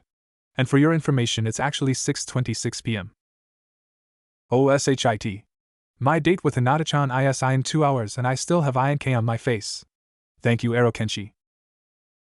After ignoring the damn Naruto being yelled at him, he created 2 shadow clones to help clean his face, 5 to pick out his clothes, and 4 to buy cologne, call in a favor for the restaurant, and create a gift for Hinata. When Naruto was done, his hair was slicked back but still spiky. His suit consisted of a white cotton dress shirt, a velvet tie with a partial swirled design, black dress pants with a genjutsu for his kunai pouch, and a pure black jacket with golden cufflinks in the design of a fox head. Damn, not bad. What do you think, Kurama? I couldn't agree more. As Naruto walked past the Uzushio civilian population to the Golden Garden, he got a lot of approving looks and blushes from the locals, mainly from the female population. The same was for Hinata coming from the male population. There were certain sighs of disappointment that both were taken once Naruto took her hand. The Hyuga heiress wore a dark purple dress with black sash around her waist. Her skirt ended 2 inches above her knees. To go with the dress, she wore a sapphire ring on her left hand and black boots that reached about 2 inches past her shin. The dress fit her snugly, shows some curves. Naruto was taken aback by her beauty. Hinata-chan? Said Hyuga, blushed and asked, what do you think, Naruto-kun? The equally blushed Uzumaki replied, you are prettier than any woman I have ever met, or will meet. So shall we enter? In response, Hinata grabbed Naruto's arm and tilted her head against it. The teen couple walked through the revolving doors to the reservation desk. Table for 2 under Uzumaki. Follow me, Uzumaki-sama. Naruto and Hinata followed the waiter to their table. The table was a decent-sized, circular table with white cloth, a romantic fire-lit candle, and yes, folded napkins. The scenery was classic from the traditional paintings, yet romantic from the violin music and lighting. After around 2 minutes, a waitress approached to their table. Hello, my name is Naruto. Realized who it was and interrupted. Sio/Naruto. What are you doing here? What are you doing here? Date/work, both told each other in sync. When they were clear away from sync, they continued their answers. Naruto went first. I'm on a date with Hinata, said Hyuga, waved high. Then Sio replied, nice, I work here every Saturday, so I can keep my life from completely being taken over by shinobi work. There was an awkward silence for around 3 minutes. Seer did her job. So my name is Seer and tonight I will be your waitress. May I have your orders? Hinata spoke. Yes, I will have the tonkatsu with light sake. Then Naruto told his mint green-haired friend his order. I will have fish yakisoba with light sake also. Seer collected their menus and left to tell the chefs. As she left, Hinata teased Naruto, what, no ramen? I switched my diet. Ramen 24/7 isn't really healthy, Naruto informed his girlfriend. Naruto-kun, can I ask you something? Fire away. How did you survive the Chidori? I read the med report. The Chidori pierced through your lung, several arteries, and veins. From the amount of blood, you should have died, no offense. Naruto hung his head down for a few seconds. There is something, no, a lot of things I must tell you. Naruto began to tell his story about the beatings, Kurama, Kenshin, and Uzushio. Hinata could barely hold back the tears in her eyes. Eventually they came out. Naruto wiped them away. I didn't want to tell you because I thought you would think I was a demon, Naruto told her as his head was lowering after wiping the Hyuga's tears away. His head was raised by Hinata, who spoke. I have always loved you for your heart and determination. And that is a love that never will stop. Their faces grew closer, and continued to. Alright, tonkatsu for Hinata. And fish yakisoba for the Naruto. Followed by light sake from the wave, Seer spoke until she realized what almost happened. Oh crap. Naruto almost kissed Hinata, and I ruined. I will have to apologize to him later. As Seer left, she mouthed sorry. Which was accepted by Naruto, who nodded. So close, Kid Kurama, stay out of this. Okay, bye. The couple ate their meal and drank their sake. Naruto made sure that Hinata was not wasted like Seer several days ago. The two also gossiped a bit on what happened during the 3 years. They finished and Naruto paid the bill. He also included a generous tip to Seer. The blonde walked Hinata to the hotel. Before she entered the building, Naruto realized what he had planned. Hinata, wait. I want to give you something. Naruto reached for a small black box in his pocket. When he opened the box, it contained a gold necklace in the shape of a curled fox. I made this for you. It has a hidden teleportation seal. Whenever you need me, focus chakra and I will always be there for you. It's beautiful, Naruto-kun. Hinata read the back. There was an engraving that read to Hinata, he girl I love the most. The young Hyuga got a mischievous grin. Hey Naruto-kun, I never got dessert. Naruto realized his mistake. We can go to MMFFF. The next thing he saw was Hinata Hyuga kissing him. A.N equals Narahina fans, this good. Because there will be more. Hinata stuck her tongue in his mouth and Naruto did the same. After several minutes, they broke for air. Hinata spoke with a very satisfied face. That will do. Good night, Naruto-kun. The heiress left into the building to her hotel room, leaving Naruto with a very shocked look. Said blonde started jumping into the air in celebration. His pure dragon chakra started unconsciously leaking as he danced his way home. In his house, Kurama spoke to him. That girl has some of the purest souls in existence. I feel like sealing it into an object to keep her immortal. Naruto got an idea. Kurama, is that possible? Yeah, that is how we can save you. We can seal you into something and you will live forever. Let's get started. Kit, do it in the morning, or else you could ruin your face with even more with ink. Okay, Kurama, good night. Good night, Kit.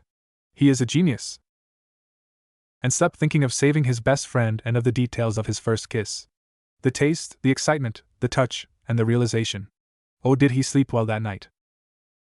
Next morning, the blonde Jinchuriki couldn't control the look on his face that was a cross between happy and dumb. So he put up a genjutsu, and got ready to meet up with his friends. Of course Ryu, the top genjutsu specialist, noticed the genjutsu and released it, revealing the look on his face. Masami realized about his date last night, so she spoke. So Naruto-Nizan, mind telling us how you lost your Naruto? Stopped her before she finished, and the rest got any ideas. Shut up, Masami-Nizan. Alright, calm down. Yutake ordered, him being the most mature out of them. The Uzumaki has information for us. All 6 teenagers either teleported or shushened. You called us Kasan/Uzumaki-sama? The teens asked. One just stood silent. Ryu, he can't speak, of course. Due to a new peace treaty, the final exams will be moved to Naruto's birth village. Kushina spoke. Wait, that means Seer realized and said out loud until Naruto finished for her. You are going back to Konoha, with me, spoke a voice in the shadows. The figure emerged and was Minato Namikaze. Tiyuya-san! Masami and Naruto yelled as they tackled him into a hug. Everyone in the room beside Naruto, Masami, and Kushina were shocked, and Minato and Namikaze the YLOFF flash, Akira asked partially in fear. The Namikaze replied, in the flesh. I was revived by the Reaper Death Seal last night. While a special someone had a date with a certain Hyuga heiress, Minato walked up to Naruto. We can sort that out on the road. Are we gonna go to Konoha or not? I've been waiting 3 years to see Iruka-sensei, Bachan, Kakashi-sensei, Tuchi, and I am, Naruto said with nervousness followed by a burning passion. Minato sighed. He was just like him and Kushina. Caring and positive like him, stubborn and relentless like Kushina. Alright, all of you pack up. It's a 3-day trip, 1 by land, 1 by sea, and 1 by land again. Alright. The hyperactive blonde yelled. Cue montage, Teen Titans Go to Japan style, music, Kizuna Drive opening. The link is in my profile, the last one. Naruto teleported to his room using the flying thunder god's surprising Minato. He packed his toothbrush, his old jumpsuit and goggles, several bento boxes, extra shuriken and kunai, scrolls, his dragon knight belt, and spare clothes. I'm coming Konoha. Masami just ran to her room. She packed lots of clothes, her spare swords, kunai and shuriken, 1 pillow, several bento boxes, a toothbrush, her Darkwing Knight sword, and some energy bars. The rest did the same. Kenshin grabbed a folder full of official papers, a small pillow, scrolls, 8 katana, a lot of weapons, his ornate gauntlet and short sword, some flowers sealed into a scroll, and spare clothes. They all got to the north gate with Team 10 and 8. Hinata walked up to Naruto and gave him a kiss on the cheek and whispered, "How was dessert?" Naruto just blushed. Chuji asked who the person in the hood was. It was actually the dead Yondaime. Minato wore a hood and hinged into a regular male with black eyes and brown hair. His story was that he was a traveler whose next stop was Konoha. Everything was fine until Ino realized, "Where's Team 7? She was unsure until she saw Naruto's evil grin. Oh my god. What did Naruto do? Ino thought. Just then she saw Team 7. Everyone laughed at them. Naruto pranked them in less than 1 minute. Sasuke's hair was dyed neon pink, his shirt was magenta and red, gay Uchiha's rule in white. All of Sakura's clothes and hair were dyed black, she had black nail polish, and the back of her shirt read "I love perverts." She was constantly muttering, "I'm going to be alright." Both of them would have a problem once they arrived in Konoha. But Sai was left untouched, most likely because Naruto had trusted him. Now that Team 7 is here, we can set out to the journey, Naruto told the rest of the group. After 35 minutes of walking, Naruto stopped because he saw a note hanging from his backpack. It read, "Dear Sochi, I will not be in Konoha until the final exam round starts. When the time comes, I will come due to my political position as a Kage. Don't feel down. Kenshin and Minato-kun can train you and your sister. If you are wondering how Minato-kun has a knight, it is because Minato-kun's great-great-great-grandfather's aunt was an Uzumaki. It is rare for a distant lineage member to gain member, but not impossible. He has a Dalmia the Sun King, but Minato-kun will explain later. Also, to decrease the size of your transformation, just think of being the small, and you will turn your regular size. And to reverse it, just think of the something big. Remember, the knights have their own spirit, communicate with them mentally. They will help you. Share this with Masami and Masami alone. Kenshin and Minato-kun already know. Good luck. Love. Ka-san." Naruto smiled and showed the note to Masami, who her brother. "Thank you, Naruto and Ai-san." Naruto just politely replied, "No problem, Imoto." He ruffled her crimson hair and was playfully punched on the arm. Naruto caught up with Hinata and talked with her. "So about last night, what about it, Naruto-kun?" "It was amazing, yes, but there's something I never got to tell you, and I can't tell you yet. Because you wouldn't believe me. So I will show, but not now. Soon." The Hyuga heiress just pouted like a child. The two continued to talk as a couple. Their conversation included talk about techniques, family, Konoha, and their future. Hinata never felt so happy in her life. She didn't have to observe Naruto from a distance anymore. She could talk to him occasionally, getting blushes and rarely fainting. And the best part about it was that she had 3 days with Naruto alone. Little did people know, but Hinata had a secret perverted side just like her mother. The group's journey continued for about 5 hours until an ambush by 40 or so bandits. Naruto, Masami, Kenshin, Ryu, Akaru, Seo, and Yutake all thought the same thing evilly. "Thank you, Kami, for this gift of bloodlust." Kenshin made 12 hand seals that Naruto had seen once only 12 years ago. When he was done, he spoke, "Uzumaki art, Shinigami judgment." This time Naruto saw his eyes. His sclera turned black, his pupil and iris became pure white with a black 4-pointed star. In his vision, all the bandits became highlighted in red, and Kenshin got quick memories of all the wrong they had done. Except for one who was highlighted in yellow. When his eyes returned to normal, Kenshin yelled, "Kill them all!" Leave the short one with brown eyes and black ponytail alive, or I will kill you personally in the most painful way possible. The Uzushio and Konoha Nins understood and attacked the rest. Ino, Chuji, and Shikamaru were doing their regular Ino Shikacho tactic. Hinata was using her IWA Juken, Shino was feeding his hive, and Kiba was shredding them with Akamaru. Sai just sat down and made ink beasts. Sasuke pierced every bandit he saw with Chidori, but Sakura was frozen when she killed her first bandit. At the sight of blood, she began to shake and paralyze. A tall and large bandit came up behind her with a knife, attempting to stab her. He was 2 inches away until his arm was sliced off by a red and black sword with a demon look to it. It was Naruto who literally flashed all over the place, chopping, slashing, shredding, and overall destroying every bandit he saw. When a certain range of thugs was removed from existence, he walked up to Sakura, slapped her, and yelled, "Get a grip! You're a shinobi, so get your shit together." Sakura got up and fought, but didn't kill. Moving on, Masami and were flooding the place with A-rank water jutsu. Ryu captured the rogues in painful genjutsu while Naruto, Kenshin, and Yutake killed them. Akari used his acid style to get rid of all the bodies on the ground. Minato just stood there. Pretty soon, it seemed as if nothing had transpired there. They all walked up to the boy Kenshin had told to leave alive. Kenshin walked up to him and said politely, "It's alright, we not gonna hurt you. Tell us your name, and why you are here." The boy replied, "My name is Idate Marino. I was originally a Konoha genin, but my sensei tricked me to stealing the Nidame's Thunder Spirit Sword. My brother found me and was tortured and left for dead by my senii. Next thing I know, I am a rogue shinobi. To survive I joined the bandits, but I didn't enjoy it." Something in Naruto's head clicked and he asked, "Marino? As in Ibiki Marino?" "Yes, he was my brother. He died in a fire after he was tortured by Aoi, my sensei. He's still alive and an interrogator in Konoha. We can take you there." "Please do." Idate started begging, until Masami got him up and told him, "Don't worry, we will. We are going there for the Jonin exams. My name is Masami, the blonde boy is my brother Naruto, the person with the purple hair is Ryu, he can't speak. The large kid is Akaru, the one with the black suit is Syu, the guy with the Zanbato is Yutake. And he rest are the Konoha teams, Ino, Chuji, Shikamaru, Kiba, Hinata, Shino, Sasuke, Sakura, Sai, and Kenshin, and Otame, Minato's codename, it's actually his true name reversed." Said ninjas and Traveler either waved or smiled. One certain raven-haired teen grunted. Idate smiled and told the group, "You guys seem strong. There is a bandit camp, a half a kilometer. Do you think you could destroy it?" Naruto was interested, so he asked, "How many bandits?" "About 150 to 200.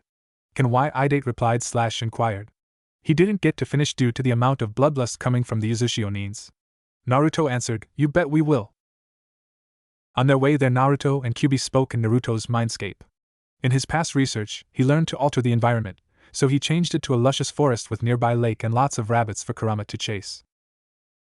Kurama spoke to Naruto while Naruto was hanging upside down from a tree. "Kid, why don't you, Masami, and Kenshin use your nights at the bandit camp?" Naruto was confused why Kurama wanted him to do such a large overkill on thugs. True, he usually did, but not with a 6.5-meter giant. Won't that reveal the Konoha teams of some of my powers? You need to tell the Yorvixen of your night, is there a better way to? And it would make that Uchiha jealous as hell, so you can rub it in his face. The demon replied. After thinking for a few minutes, the blonde spoke his answer, "Fine, but only because of my promise to Hinata, good. Tell your sister, and that perverted swordsman. Also, if you and the vixen hook up in a tent or on the boat, you have my blessing." Naruto blushed as much as Hinata and yelled, "Ero Kitsune!" as he disappeared from his mindscape. Naruto told Kenshin and Masami about the plan, whom agreed. When the group got there, Hinata and the scarred perv, thank you THG for the name, scanned the camp for innocent people or hostages. When there were none, an evil grin grew on their face. The Uzumakis told the rest to stand back about 30 feet, just before Naruto yelled, "Hinata, this is what I wanted to show you." Kenshin struck the dagger inside the gauntlet, Masami's sword's wings popped out, and Naruto's belt attached to his weight. All did their oath for the effect and yelled, "Verto!" A rune circled each of the Uzumakis, and they glowed and transformed into their knights. The rest of the group was shocked and one was very angry and jealous. Minato couldn't be prouder, his son and daughter have their own knights. "Attack!" Naruto ordered in his ancient echo voice. The knights and shinobi did. Some of the bandits were wiped out by a shockwave as soon as they jumped on the campground. The Uzushio and Konoha Nins were using their usual battle tactics, but 2 young twins were experimenting with the possibilities of their knight form. For a bit of fairness, they decreased their size to human height. It turned out that ninjutsu and kenjutsu were possible in their form, but only when they were at their normal height in night form. Naruto used his Dragon Fang trident to stab and slash bandits with the occasional Rasengan. He used the pole side aspect, his agility and speed to quickly recover from his attacks and continue to slash. Hinata thought he looked like a pole dancer, fine line. Masami twirled her knight lance like a bow staff and skewered the bandits with grace and ease. Along with several water jutsu, she seemed like a ballerina on water. Kenshin just continued to hack, slice, smack, and block with his silver saber and angelic shield. Unlike the twins, Kenshin's attack pattern was somewhat barbaric and relentless. All he used was strength, power, his blade, and reflexes, which suited his weapons just fine. It took less than 10 minutes for the 200-person camp to be cleared. Idate was amazed. Not at the Konoha ninjas, but at the Uzushio. Primarily the Uzumakis, no one had ever seen something like. When the group stopped around 10:15 to set up camp, they had some explaining to do. Naruto spoke up, "If you can stop staring at us like we are freaks, then I can explain. The Uzumaki clan has been known for kenjutsu, fuinjutsu, their lifespan, chakra levels, and healing factors. One other ability was to become pact makers. Those chosen to channel the power of great warriors.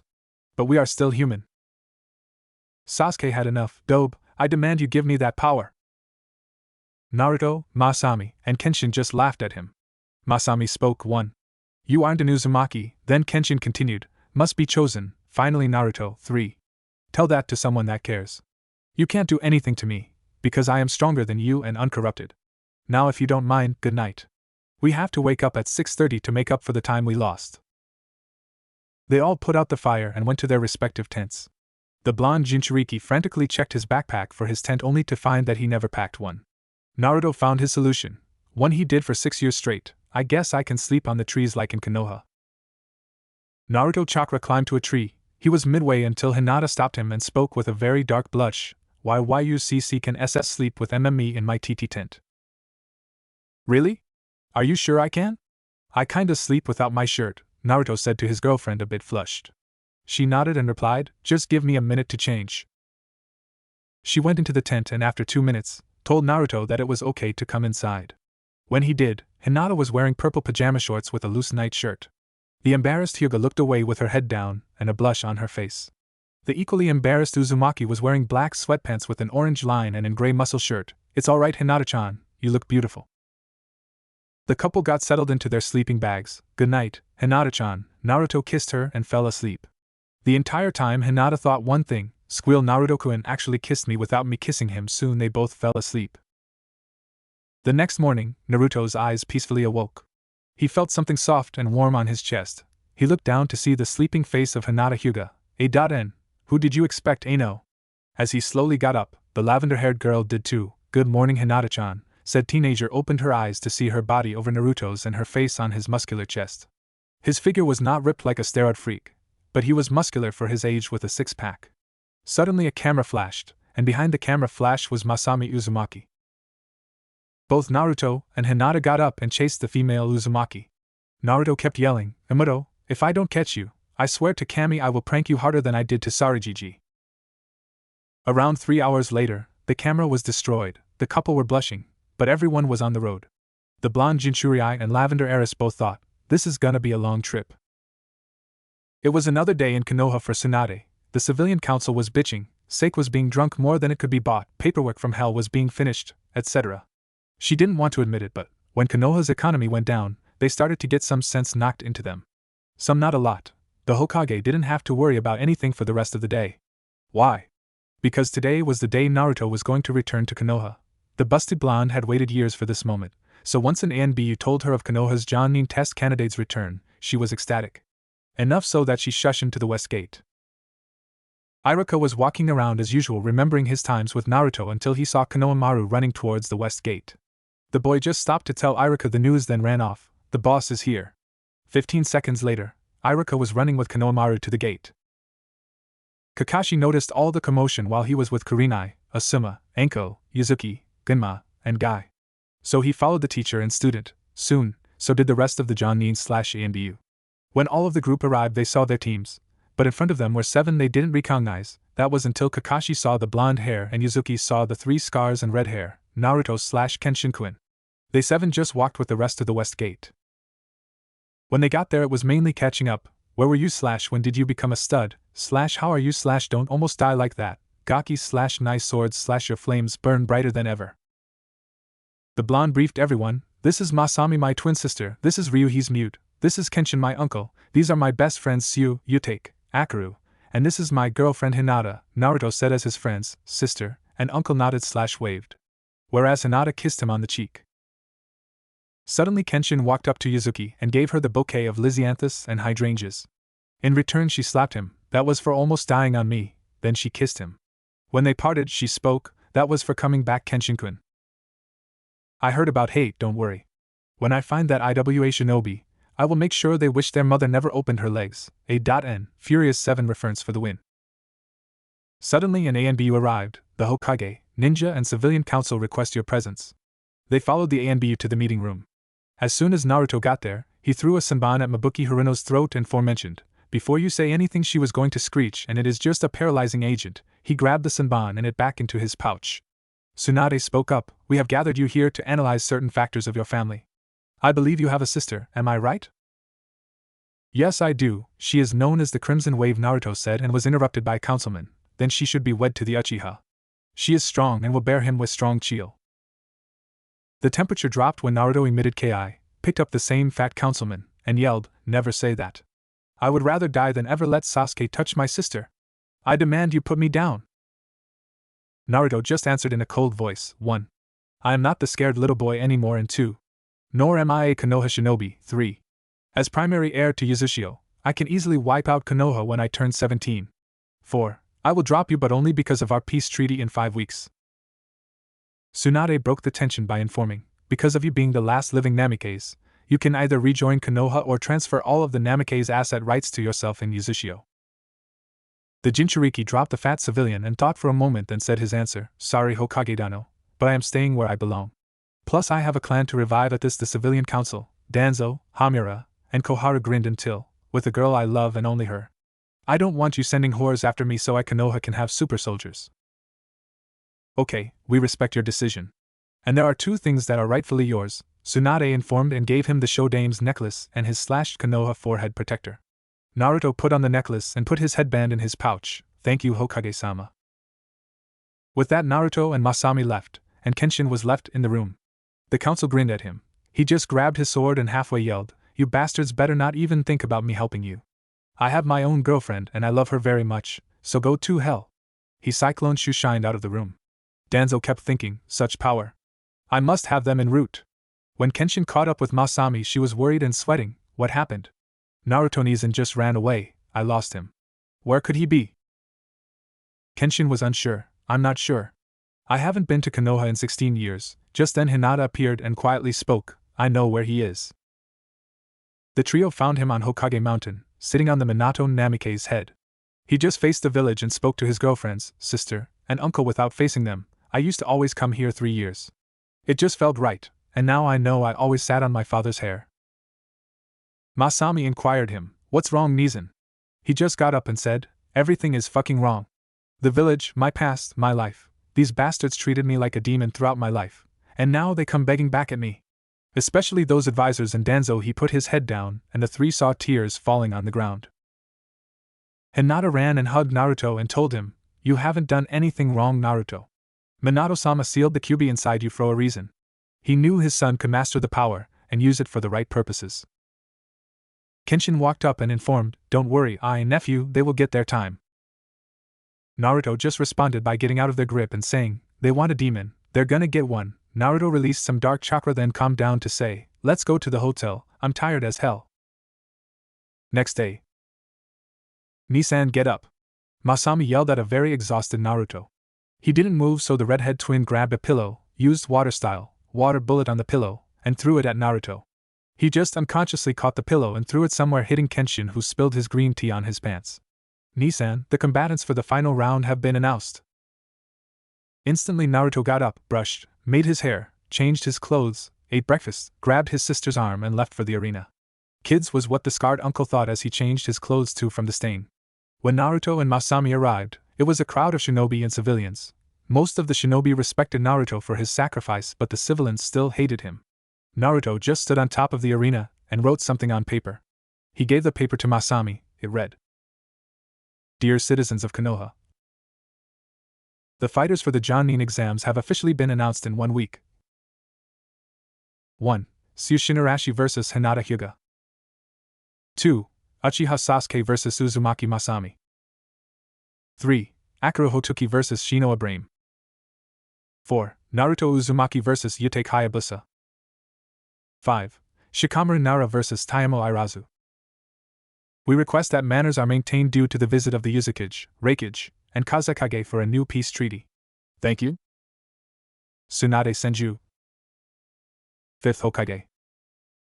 Masami was wondering how Naruto could see the notice when they were on top of the arena. "And you saw this how?"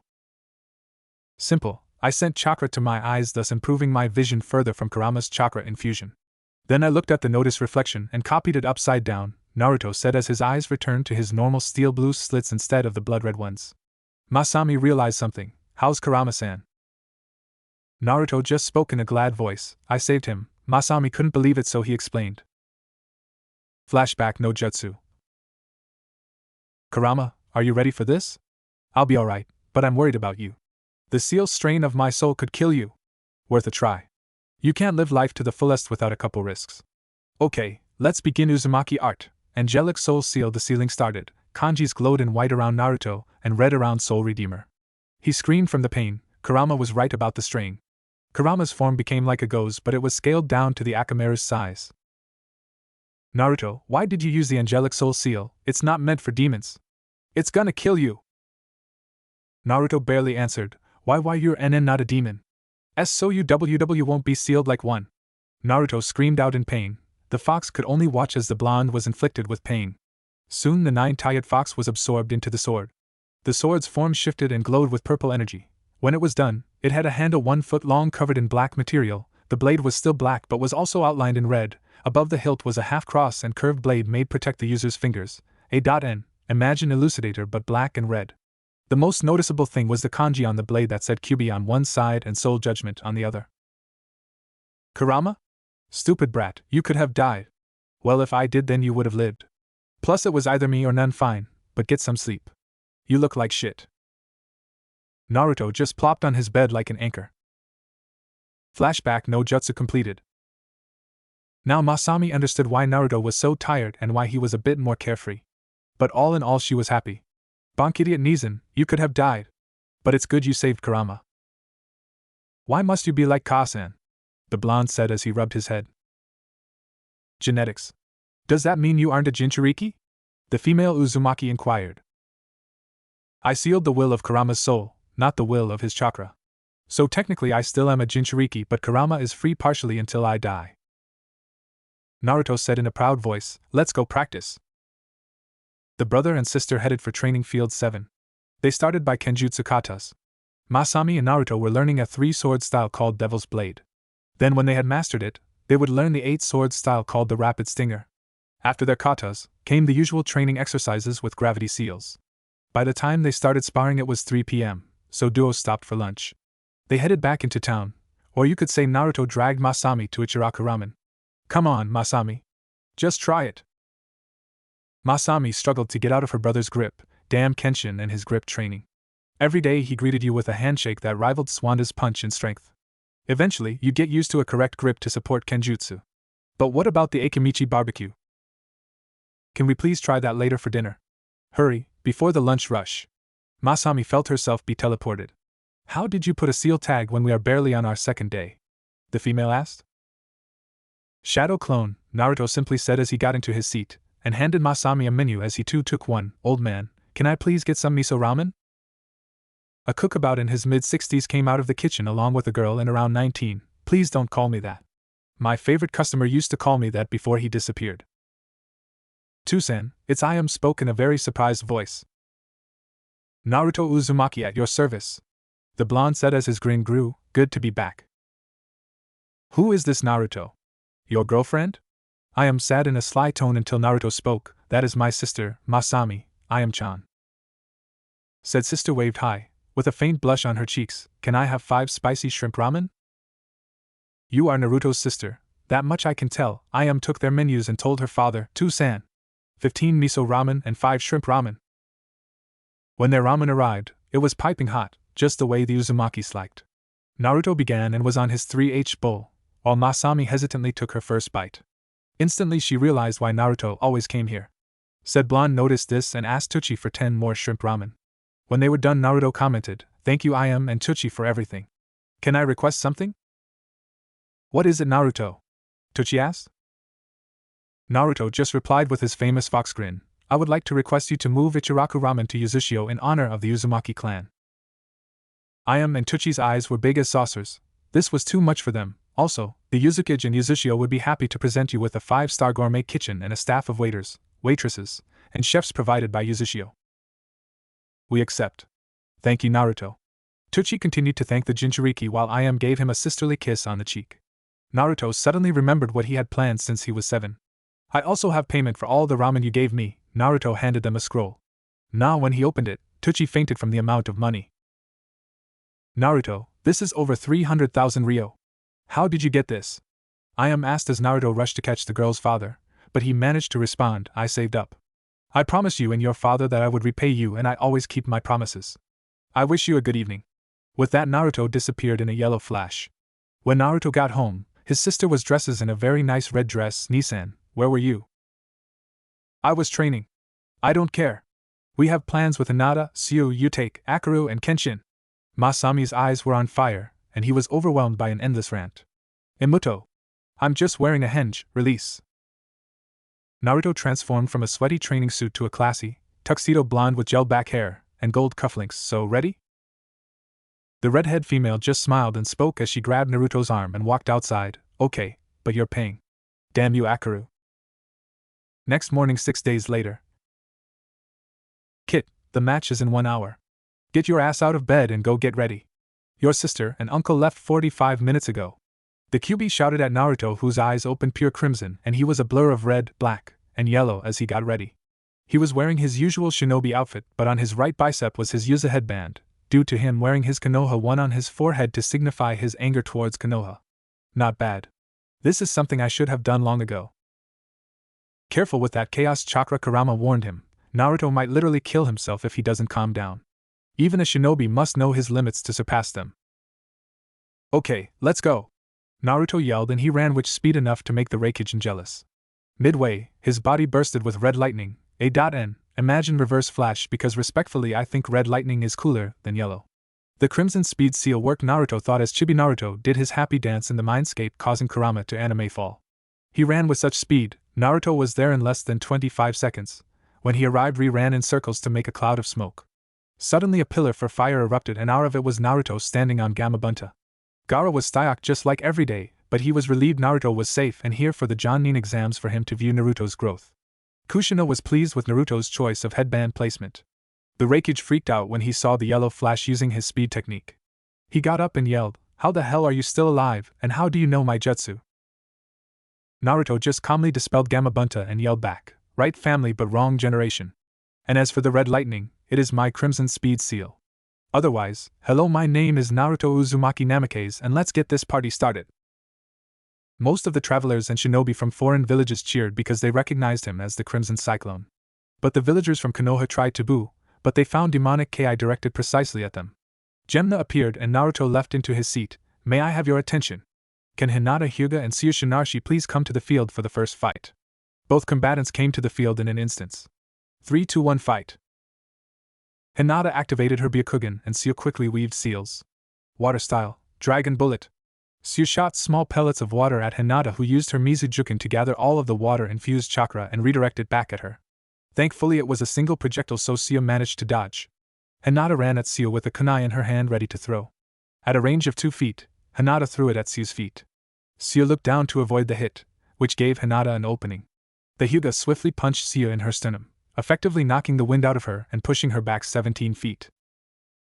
"Shit, that hurt. I don't think my ribcage can stand another hit like that," Tsuyu thought as she barely regained the oxygen she lost. "This is my last chance, otherwise I'll pass out from chakra exhaustion." Water style, shark tsunami. The water level started to rise up to 6.5 feet. The crowd thanked the builder who chose to build the crowd seating area 7 feet above the battlefield. Along with the water level, sharks started to form. It may not seem like it, but she was freaking out. Her mind was flooded with panic, but she realized an answer. As the water and sharks headed for her, she used her Iwa Jukin to create a thick fracture in the ground, which caused all the water to empty into the fissures. The sharks poofed away and Seo passed out from chakra exhaustion. Winner, Hinata Hyuga! The crowd started to clap and cheer loudly. Hayashi was proud beyond comprehension. The crowd quieted down and Seo was taken to the medical bay. May Masami Uzumaki and Sasuke Uchiha please come down to the field? Ginma called out the next combatants. May Sasuke Uchiha and Masami Uzumaki please come to the field for the next fight? Said fighters came almost instantaneously, took around 45 steps back, and got into their taijutsu stances. Masami recognized the Uchiha's interceptor taijutsu style and adjusted herself into the guardian dragon stance. It was the opposite of the warrior dragon. This one required both leg and arm endurance and strength. The user had to quickly block while countering if possible, and with thousands of combos and patterns, it was a difficult style to learn. But Masami managed to along with Naruto, who favored the warrior dragon and amped it using his chakra. Sasuke ran at Masami with his left hand flat pointing at her with his thumb curled on his palm. The style was similar to a spear. As he struck with brute force, the Uzumaki easily dodged. One of the hits struck the ground and left a hole around 3 inches. Shit, I can't get hit by that. I need to go against Nai-san and get revenge on this bastard. Masami thought as she was determined to win against the traitor who almost killed her brother. She prepared several hand seals and yelled, water style, Barracuda Torrent.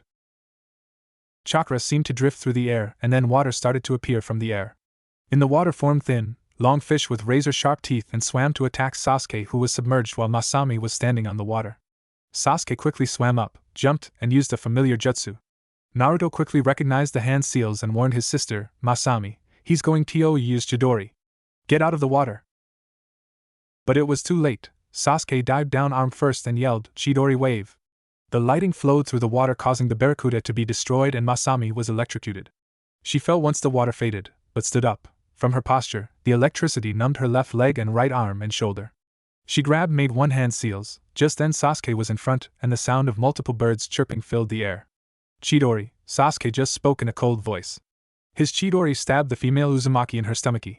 Blood started to pour from her mouth and wound. Her figure fell and Sasuke just spoke, how about that bitch?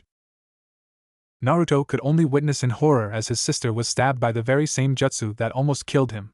He had had enough. He released his chaotic chakra subconsciously as he sped towards his sister. His body emitted Ki that made the Kyuubi look like an ant.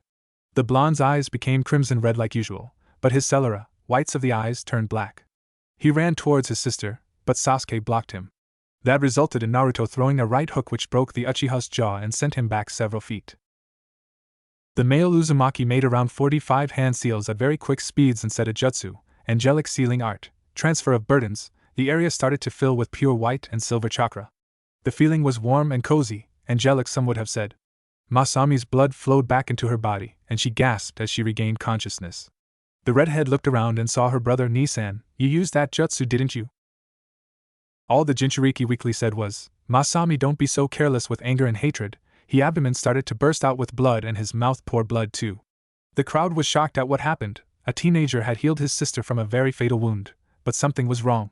The medic scurried and opened his shirt and cloak to reveal his cheese-led chest and a hole in his stomachy. But instead of continuing to bleed, the wound was closing and the bleeding was starting to stop. Red energy consumed his body and his skin burned as he went into his version 2 Kyuubi form with 5 tails. Konoha villagers were panicking from the return of the Kyuubi, but Naruto's Kyuubi chakra started to fade, revealing his pre-demon form with his animalistic features and his burnt skin, now quickly healing. He got up and acted like nothing happened.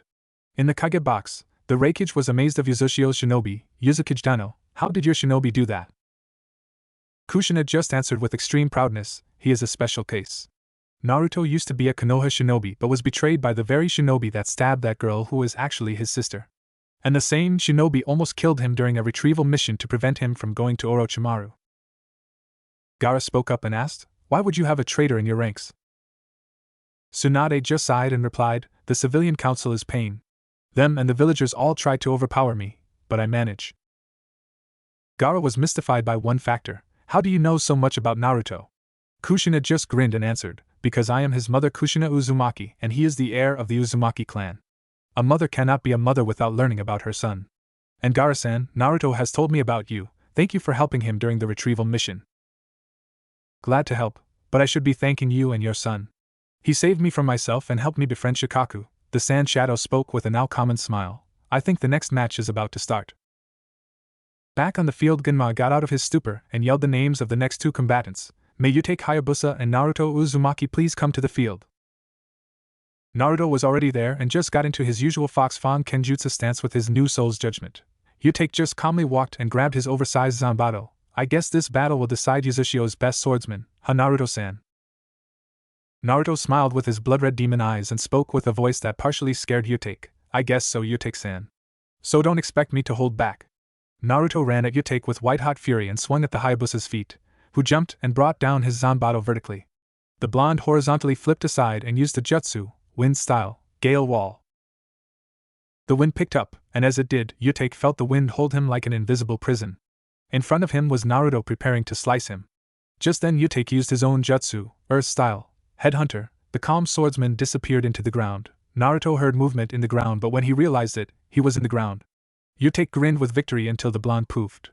It was a shadow clone, and when Yutake realized it, he was grabbed by two Narutos while one was running at the three at full speed. The Hayabusa swordsman was retrained, and with Naruto running at him he was sure Naruto wouldn't kill him, but it seemed like he would. Masmai realized his and yelled at Naruto from the crowd, "Ni-sen, what are you doing?" The Naruto on the right was the real one, and came to his senses just in time. So when T-charging clones slashed at Yutake, Naruto jumped in front of him and took the blow and blood splashed everywhere. Yutake yelled as he tried to stop the bleeding, "I forfeit." The whole thing was a bloody mess just like before, and just like before Naruto began to heal. The medic on the left yelled at him, "Kami kid, how many times are you gonna almost kill yourself?" The Jinchuriki gave him a warm smile as he got up and spoke, 2 times more. "And can you ask the girl with the red hair to get my second suit please? Mine is torn too much." Naruto's shinobi uniform had a huge hole and now a slash that had been extended for medical jutsu. So basically Naruto's front was shirtless, much to Hinata's displeasure due to the drooling female population. As he changed and took a shower in the locker room inside the arena, the Kage began to talk. "That boy of yours is amazing, Kushina-san." The Reikage spoke with such intensity. The Uzukage thanked him, "Thank you, A-san. I try to do the best for him, because I have only known him for 3 years. It is a very touchy subject." "I understand, I have had my fair share, because of my little brother, B." A replied. Gaara asked Tsunade and Kushina a question he was curious about. "I thought Naruto had total control of the Kyuubi, so why did he part ally lose control?" Tsunade answered the first half. Naruto can lose control and unleash the Kyuubi's chakra based on his emotions of hatred, loss, and despair. Then Kushina continued, he can actually only control 8 tails of the Kyuubi's chakra and he has 2 extra types of chakra. What I am about to tell you is very secretive that I hope you will keep secret. Naruto has inherited the Uzumaki clan's silver dragon chakra. Eventually we found out that his dragon chakra mixed with the Kyuubi's chakra to create a chaos chakra of sorts. I hope you will keep this information private. The Kazekage was the first to speak. "Of course, Kushina-san, I trust your son and he trusts me.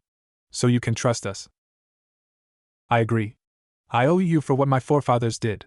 I am sorry for what my country did." The Reikage informed in a sincere voice. They continued to talk about the current revelations and political issues, until the next match.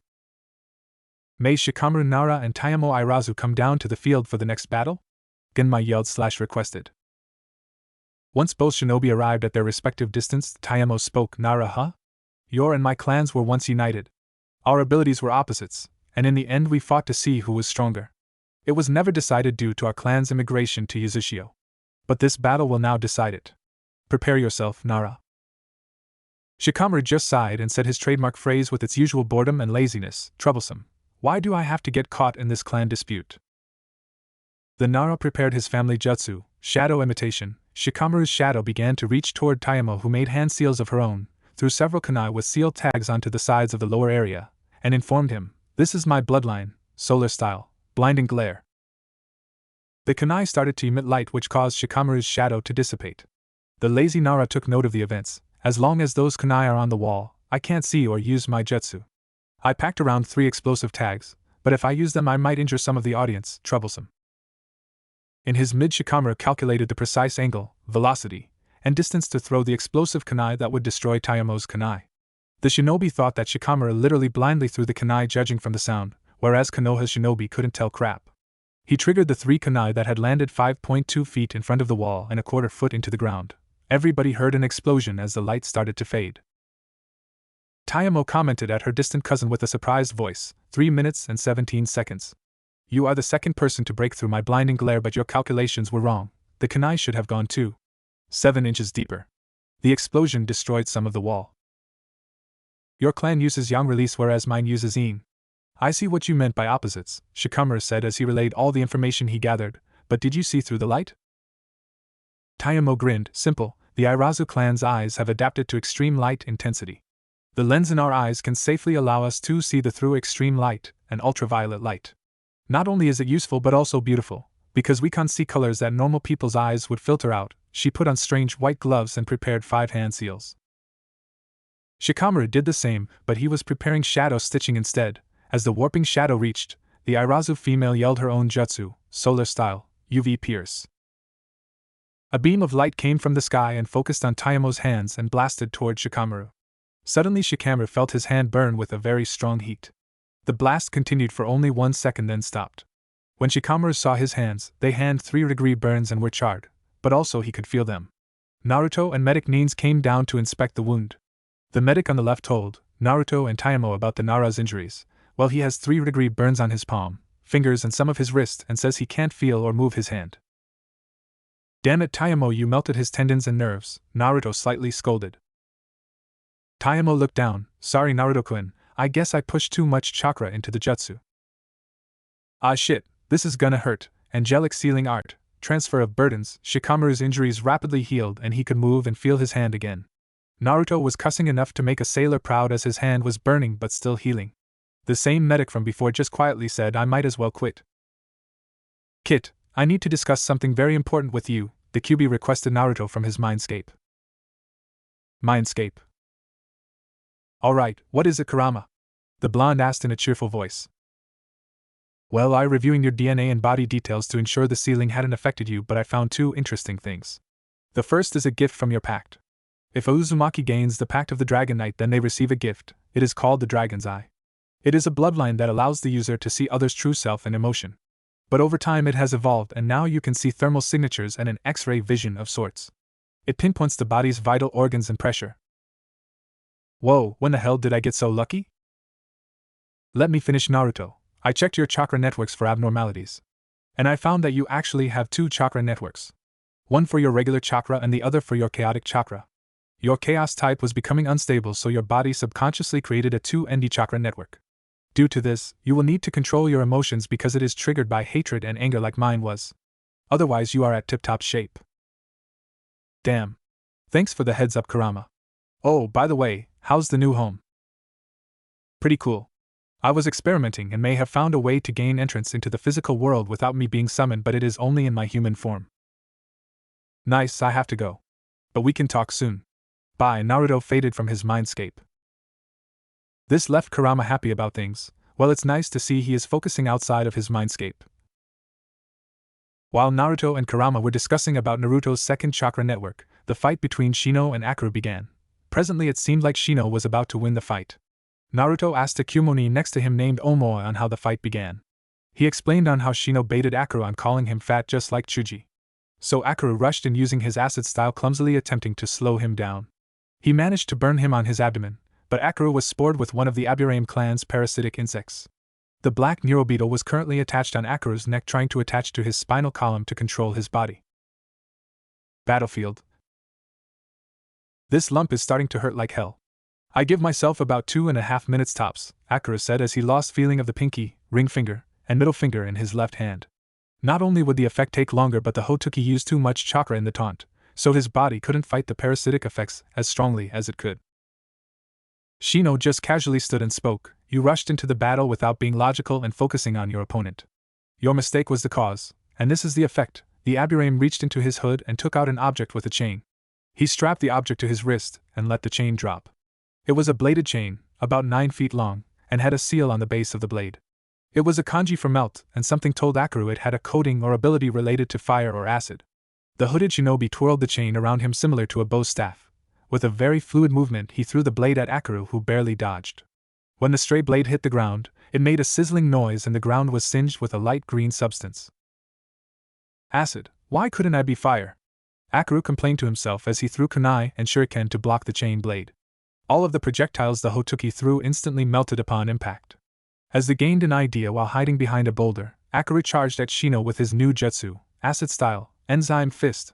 Akaru attempted toe stab or punch him. By the sound of the jutsu, Shino knew he had to dodge the jutsu.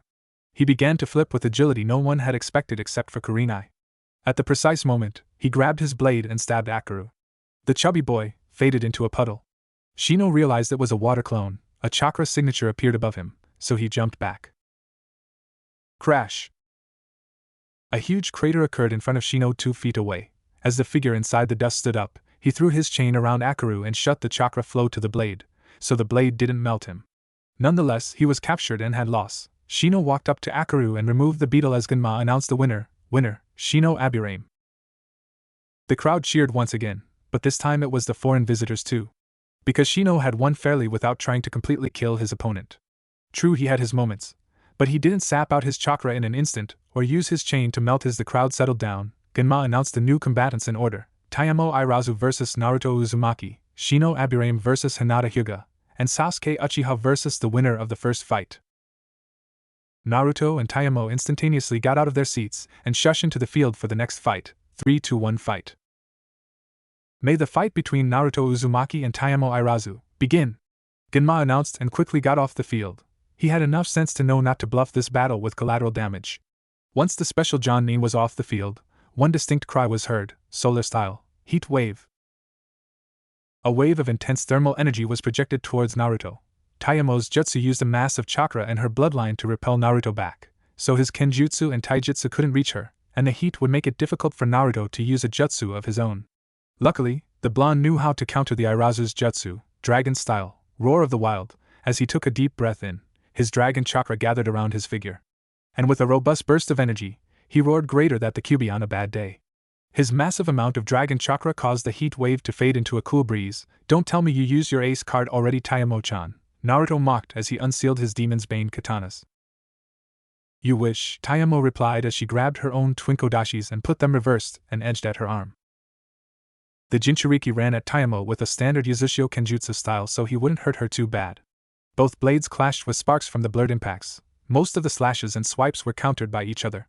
Naruto ran at the girl and swiped her legs, who jumped and did an axe kick at Naruto. Said Uzumaki blocked the kick with his arm and threw it away, then after he countered, he jumped back on his palm. Golden Dance of the Crescent Moon! Naruto yelled as he turned into a golden tornado of blades. He quickly approached Taimo. She rapidly made hand seals for a defense jutsu, Earth Style, Earth Wall. A chunk of mud and rock around 2.5 feet thick erupted between the two combatants, so Naruto's kenjutsu technique slashed through the wall. Taimo asked, going a bit over the top, are we? Sorry, but I am in a bit of a rush to finish this so I can kill a certain gay emo bastard, Naruto replied as his eyes shifted. Not like the Kyuubi version, but different. His irises were luminescent green and altering in shades of greens with a hint of blue and yellow, and his pupils were slit. His vision was very different, it seemed to only focus on Taimo and not the crowd. Her body became highlighted at vital organs as yellow and pressure points in green. He found a quick pressure point and came up with a strategy for it. Naruto grabbed a kunai, slit his hand with it, let the blood fall on the ground and spoke his jutsu, Demon Style, Blood Clone. The two drops increased in size, formed into a figure, then their pigment grew into Naruto's color. They dispersed and attacked the Irazu air hands to blades. They circled around her 15 feet from her location, increasing in speed until Naruto became a blur. The blur developed into red lightning. Taimo realized he was using his Crimson Speed seal. Should I let him use his seal? And now he could strike from anywhere. The red lightning continued quickly increasing in speed. Suddenly two blood clone appeared from the lightning and attacked Taimo. The first attempted to hit her with a palm hit, but Taimo stabbed his hand. Then a fear came over her as she looked at the effect of her counter. The clone's hand regenerated after a small spill of blood. The clone took the time to kick her knee, then topple her over. Once he dived at her for the final strike, Taimo grabbed her kodashi and stabbed the clone in the heart, which instantly dissolved into a red mist, so a fatal hit is needed to force dispel blood clones. She ran at the last one, who threw a punch. She caught it with her hand, and used her kodashi to deeply slash the clone's chest. As the young nin got in position to attack her opponent, the red lightning disappeared. With Naruto. Kurama, are you sure this will work? Naruto asked his tenant. Both came up with an idea while testing out the Crimson Speed Seal. Theoretically, the Speed Seal should be able to generate enough energy to rip through the fabric of the present dimension space and time, the QB explained. Here goes nothing. As the blonde continued to run, he ran through a sort of tunnel of bending light and darkness until he came across the arena with him in physical combat with Taimo. He ran at her, swiped her legs, and leapt into his present time. Naruto was in the medical bay applying ointment and gauze to his wounds. Kit, you just accomplished time travel, the Biji yelled in his head. So can you tell me what happened after I returned into my own time? When you returned, you instantly remembered our plan, and held your sword at Taimo's throat, who surrendered. Then you were declared winner. The match was postponed back for 15 to 20 minutes because of your planned laxatives prank and Genma's sake, so you took the time to heal. And by the way, you used too much of your chakra, because you are now healing 35% slower. Save it for the fight against the Uchiha. The giant chakra fox spoke but spat out with venom in the last word. Naruto acknowledged his words and left the mindscape. Okay, thanks. The blonde rushed to see Hinata's match against Shino. He arrived just before Genma ran out of the bathroom and allowed the match to start. May the match between Shino Aburame and Hinata Hyuga begin. The bug user allowed 5 beetles to burrow in the ground as he made one-handed seals, exponential growth. Shino spoke as his hands started to glow once they touched the ground.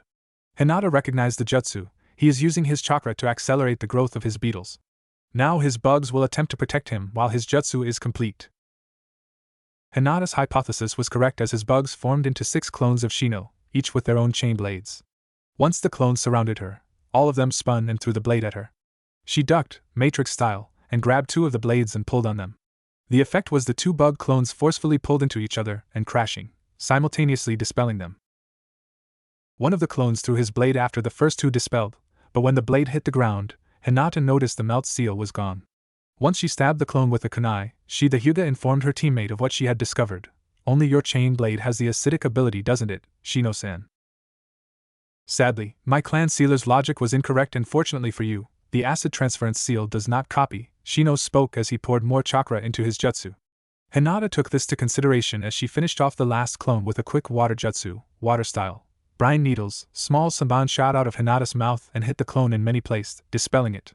The Hyuga looked around and saw a glow from the ground that indicated Shino's jutsu was almost complete. She instantly punched the ground, creating multiple deep fractures that shows 5 red cocoons with yellow streaks. Water style, water clone, Hinata yelled as 4 more clones appeared.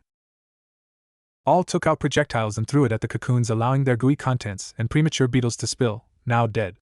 Shino was about to take out his chain blade, but found 2 fingers pointing at the back of his neck. Surrender, Shino-san, you are out of chakra and defenseless, Hinata Hyuga spoke with a firm voice, still soft as silk. I, Shino Aburame, forfeit, said Shinobi spoke as Hinata was announced winner. She ran to her friends and literally jumped into Naruto's arms as he kissed her. That was awesome, Hinata-chan. You are awesome. Hinata started to blush 50 shades of red as he continued his praising. It was in 4 full minutes as he stopped. So Naruto, what was that second streak of lightning during your match? All of your clones were dispelled and you never made any extra, Ino asked the blonde as he explained to his friends. That was me from 7 minutes in the future. With enough speed and focus from my Crimson Speed Seal, the user can literally break through the fabric of space and time. How I see it, time is a road. With enough precision, you can take a detour to a different location. Everyone's jaws were hanging and their eyes were saucers, even his own teammates. Finally Kiba spoke up, you genius bastard. You can literally change history. Go into the past and help the Shodaime Hokage kill Madara Uchiha. Kiba, it's not as that simple, Naruto interjected, explaining his logic. It requires much time, focus and speed. It took 675 miles per hour to travel back 7 minutes. Plus, even if I do manage to, it would completely change the space-time continuum. I may not even know my family, or may cease to exist. Time is very delicate. That is why I've only used it once. Oh well. Maybe in time you can get even faster, Kiba hoped. Oh shit, I forgot. Naruto, it's your match against Sasuke.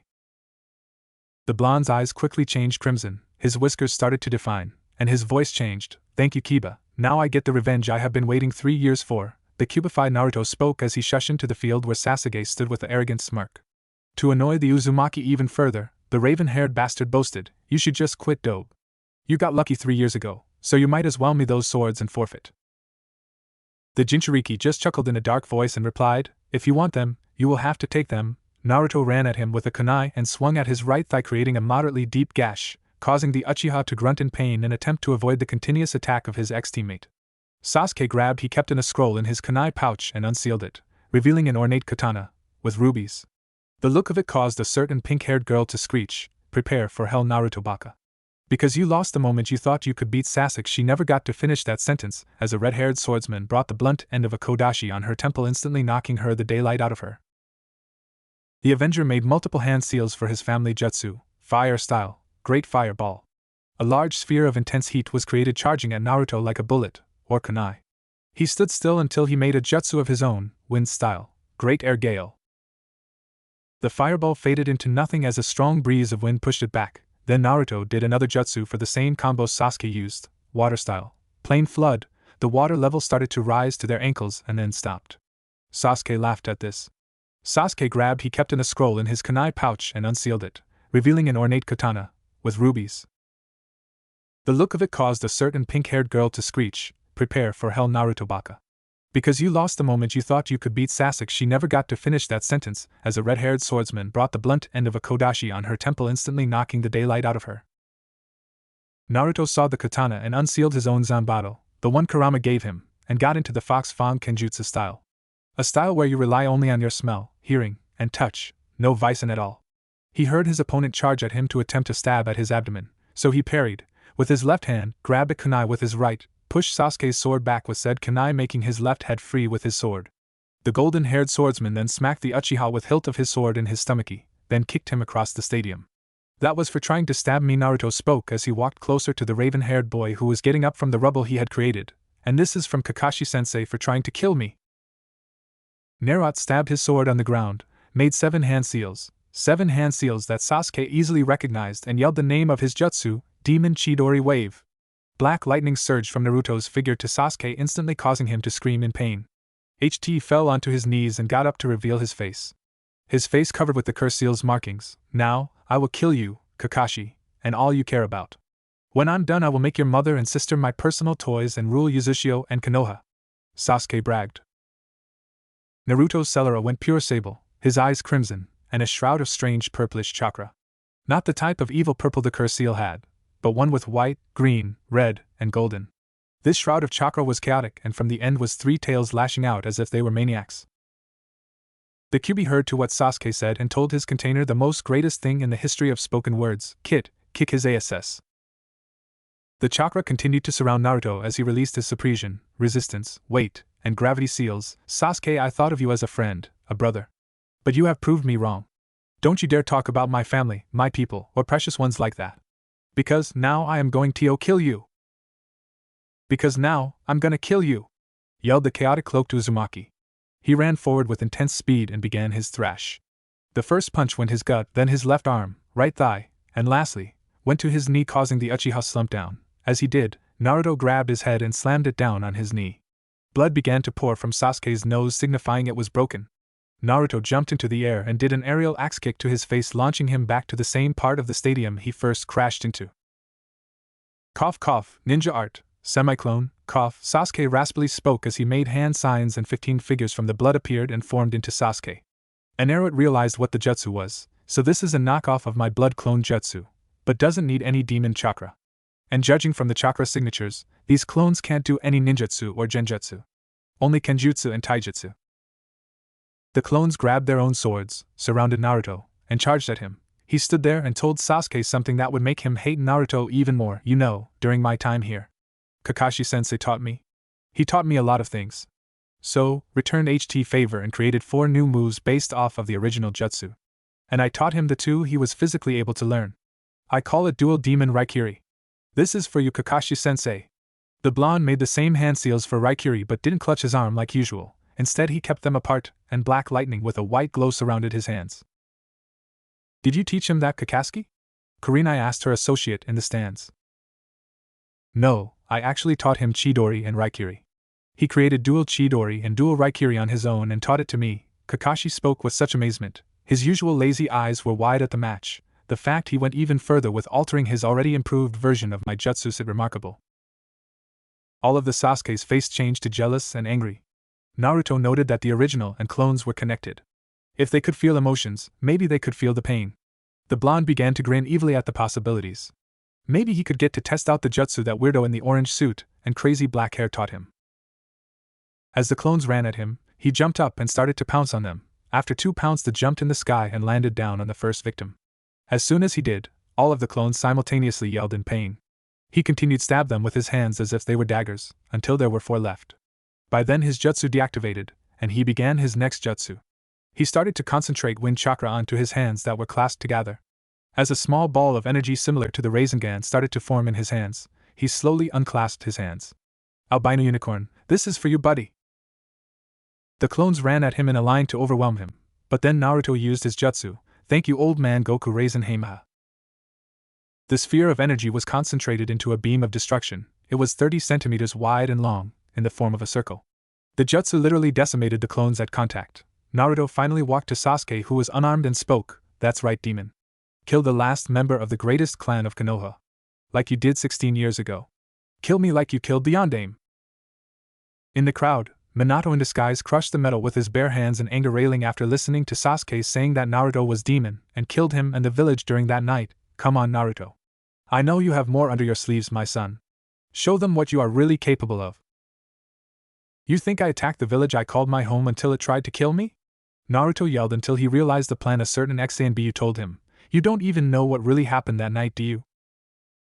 What are you talking about? Sasuke asked with extreme confusion. Just shut up and focus on your thoughts. Everyone in the crowd too. The blonde yelled with a booming voice, ninja art, Nero remembrance. Suddenly the memories flooded them as if they were their own. Flashback 1. Fugaku in Mikoto Uchiha was speaking to the person in front of him about a vital objective. You are the factor that connects us to the village's nerve center. For out Quidat to work, we need all the information you can leech from the village, Fugaku informed. Mikoto spoke up, the clan needs you to stay stealthy and focus. Okay, Itachi? Flashback 2. Itachi in his ANBU uniform was speaking to the Sandaime Hokage. The Uchiha clan is plotting to overthrow you and the entire village, along with killing Naruto-kun and unsealing the Kyuubi to aid them. This is quite unsettling. Desperate measures call for desperate times, Hiruzen cryptically spoke. Itachi replied, I do not understand, Hokage-sama. The old Sarutobi spoke up and informed Itachi of the fate to come. The daimyo and I have come to a conclusion. We are offering a SS rank mission. A very challenging, regretful, and sacrificing mission. But the reward is 1.5% of Konoha's budget straight to your shinobi account. We want you to kill all of the Uchiha clan and join Akatsuki as a missing nin. I will keep most of the hunter nin off you. Or you can assemble a team of elite Jonin, special Jonin, and ANBU to fight against the Uchiha during the coup. I will aid you while Asuma, Jiraiya, and Inoichi will protect Naruto and suppress the Kyuubi in case anything happens. If we can hold of that many Sharingan users, the village would suffer man casualties, the Uchiha ANBU captain logically explained. I will take the missing nin assignment. Flashback Yen. Well, what do you think, audience? Naruto yelled at the crowd. Most of the ninjas were disgusted with the mighty Uchiha clan, the clan that plotted in the shadows to kill all of them, and were saddened and proud of the sacrifice Itachi Uchiha made for the village. He killed his clan, his friends, his parents, all for the welfare of the village. That is bullshit. Itachi was a monster. He killed my clan, the clan that should have rightfully done as they pleased. We were Uchihas, we are gods, we are meant to rule. Sasuke yelled, which made the audience hate him more and more. Naruto just scoffed, some gods, easily defeated by a mortal human. Shut up, at least my mother wasn't a whore. Sasuke yelled, but starting shaking, choking from all of the ki directed at him. So what do you think? Should I spare the life of a traitor or punish him for his sins? The chaotic blonde asked the crowd. All of which screamed for bloody murder, with an exception of Konoha's civilians, Civilian Council, Koharu, and Hamura. Konoha, say goodbye to the Sharingan and the Uchiha clan. Warning, epic torture scene where Sasuke dies. This is the most painful way I could think of to kill Sasuke. Naruto made hand seals for a Jutsu Kurama just told him, chaos style, chains of the Sind, pure black chains came out of the ground and attached to Sasuke's arms. They began to pull him down to where he was on his knees and his arms were extended outwards. Suddenly, the chains started to burn Sasuke. Then Naruto informed Sasuke about the chains. According to the Kyuubi, these chains only burn those with an evil heart. The Jinchuriki unsealed Demon's Bane and sent chakra to them, causing black fire to light up on each blade. Don't worry, this won't kill you. He shoved first katana into Sasuke's left eye at certain length so it wouldn't reach his brain. Sasuke yelled in intense pain, then increased as the sword's fire activated. The Uzumaki repeated to do so for his right eye, chaos style, Hell's Fist. The blonde's hand was covered with a crimson flame, and stabbed the ground. The ground melted into lava. This showed the crowd how hot the flame was. This is for what you said about Okasan and Imuto. Then he instantly punched Sasuke where the sun doesn't shine. Everyone heard the screams of agony, happiness for us, as Sasuke's balls melted in goop that melted straight through the earth and dirt it fell on. The civilian council could only watch as the Uchiha clan could never be reproduced or clones. Masami watched in amazement as her brother easily beat the person that almost killed her. Is this how you have felt all this time, Onaizen? Minato couldn't be prouder, as his son defended his family's honor and name with such pride and strength. That and Fugaku was a jerk in the academy. He almost killed Kushina when they were Chunin just because she was poisoned and considered her a liability. Naruto's current teammates, ex-teammates, and girlfriend could barely look at the intense scene in front of them. It wasn't disturbing, it was a bit demonic. But considering all Sasuke did to them, Naruto, and Konoha, not to mention the fact he said he would defile his mother and sister, the bastard deserved it. Kurama was so full of happiness and pleasure, he could almost wank to it. But Naruto's anger towards Sasuke grew as he did his trademark jutsu, Shadow Clone Jutsu. 6 clones poofed into existence. The first 2 ran at him and formed regular Razengans and each hit Sasuke on the left and right side of his torso. Happy I didn't add more chakra and shove it through your heart? Well, don't get too comfortable, because you have 12 seconds to live. The 4 clones left and the original formed Rasen Shurikens. Goodbye, bastard. All of the clones would have thrown the Rasen Shurikens at the chained Uchiha until all of the clones were slashed by a swords. And at the end of the sword was Orochimaru. Kakukaku, do you really think I would let you kill my Sasuke-kun? I have an idea. How about you join me and I give you the Sharingan from the Uchiha DNA? How about I just stick a demon Rasengan up your ass? Because if I am joining you, then you are most likely high. Naruto unsealed Soul's judgment from the seal on his back. Dai pedo. Naruto ran at him with his claymore tilted 90 degrees to the right, and with single slice Orochimaru splashed into mud. To the crowd, it was all a single blur. Damn, Snake always gets away. He's most likely here. You are right about one thing, Kit, he gets away. Well, this is the last time. Finish this punk, then hunt a snake, the giant fox spoke. Alright team, you had 15 extra seconds. Anything else to say? The blonde requested in an annoyed voice. Sasuke grinned and replied, cough cough cough, well I'll see yo. He was slapped by the blonde who just gave him a too bad face. The Uzumaki made a new Rasen Shuriken, but this was made of chaotic chakra, just like his cloak. Say hi to Orochimaru in hell for me, because he is next, chaos style, chaotic Rasen Shuriken. The Jinchuriki threw the purple shuriken at Sasuke, who screamed his final voice of agony. The Uchiha clan was no more. Denma came back from the snack bar and announced the winner by death, Naruto Uzumaki Namikaze. The crowd began to cheer like the cure for cancer was found or Kim Jong-un died of cancer. Now all that's left is either protecting Konoha from a possible invasion while Orochimaru tries to escape or teleporting all of the allied Nin out of the area, killing all of the sound and root Nin by transforming into my night form, and destroying Konoha. I know I'll pick Kurama. I think it's time Ota-san, Oka-san, Masami-chan, Ero Kenshi and I show Konoha to never mess with family. I'll meet up with Oka-san, Ota-san, and Ero Kensher so I can tell them about our second plan and that I will set up the barrier jutsu. Naruto mentally discussed with Kurama, who agreed and requested him to use both summoning contracts. Said blonde met up with Kenshin to discuss about their second version of the plan, so 4 of my QB clones will use my specialized barrier jutsu. After that 50 other clones will teleport our allies out of the village. Then my foxes and your dragons will attack the root Nin. Have our spies explained to the innocent Konoha citizens about what is about to occur? Kenshin nodded and replied, yes, I also told Tsunade, Kakashi, Asuma, Iruka, Kurenai, Gai, Enko, Ibiki, Yugago, Shibi, Inoichi, Shozu, and Hayashi. All of which agreed and informed their students/children. They left after your match. I'll go inform your mother, father, and sister while you teleport the allies out and make the barrier. Also, the regular ANBU have been ordered stand down, so only root ANBU and hostile Konoha and Sound Nin will attack you and the others. Good luck. Okay, QB clone jutsu. 54 Narutos with a red chakra cloak and 2 tails appeared and he told them the directive. I need you 4 to create the black dragon scale barrier, while the other 50 should use the flying thunder god jutsu to teleport all non-Konoha Nin and citizens out of the village. I took the liberty of planting tags in the east and north forest. Have them meet up there and explain. The Reikage, Hokage, and Kazekage will be there. Do not attack the Hokage, or anyone with Kenshin. Identify him with his sword's scent. Got it? All of the clones said yes, boss. Naruto told them good luck as they left. In less than 30 seconds, large black walls of chakra started to surround the village, and soon sealed, clarifying they were trapped. Then the 50 clones repeatedly teleported in and out to secure the allies and their leaders. Root A and Bu shushed attempting to stop the clones, but Naruto began to fight them. Minato took off his cloak to reveal high-souled outfit, except that his cloak was black with blue flames, the kanji on his back said Bloody Flash, and a 6-foot katana in his hand. One of the civilians spoke up, Yandame-sama has returned to kill the demon and save us. That same villager was decapitated. As Minato replied, I am not here to save you. Because I am here to help my son get revenge for what you bastards did to him while I was dead. You want to see a demon? Well, you now have 2 to deal with.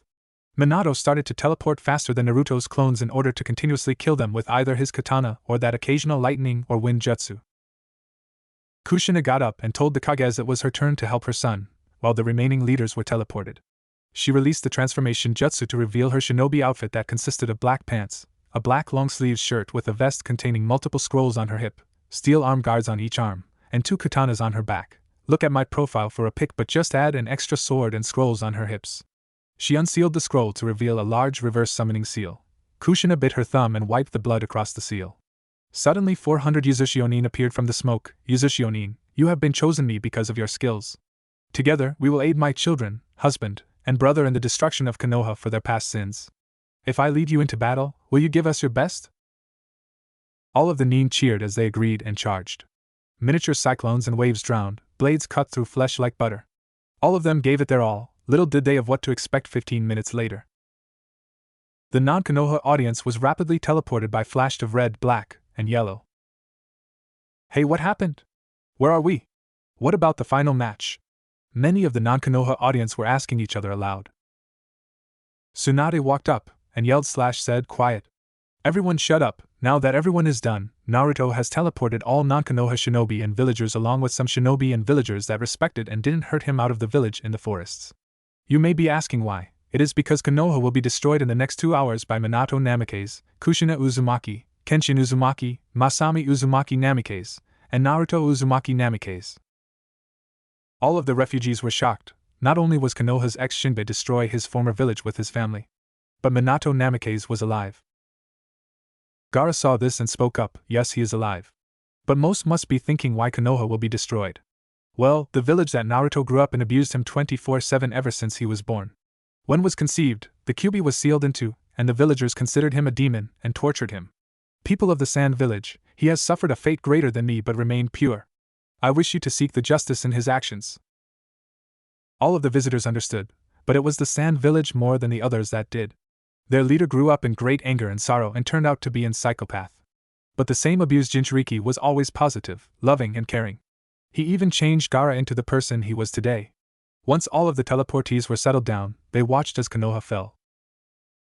Masami was already killing villagers in Jonin. Soon, the young Uzumaki found herself at the orphanage, so she found the nearest clone to take away the orphans, leaving her with the woman who took care of them. The woman who tortured Naruto. The woman who kicked her out of the orphanage when he was 5 years old. Masami grinned evilly as her chakra sharks slowly mauled her. She had never felt better, until she found a pink-haired tea hiding in an alley.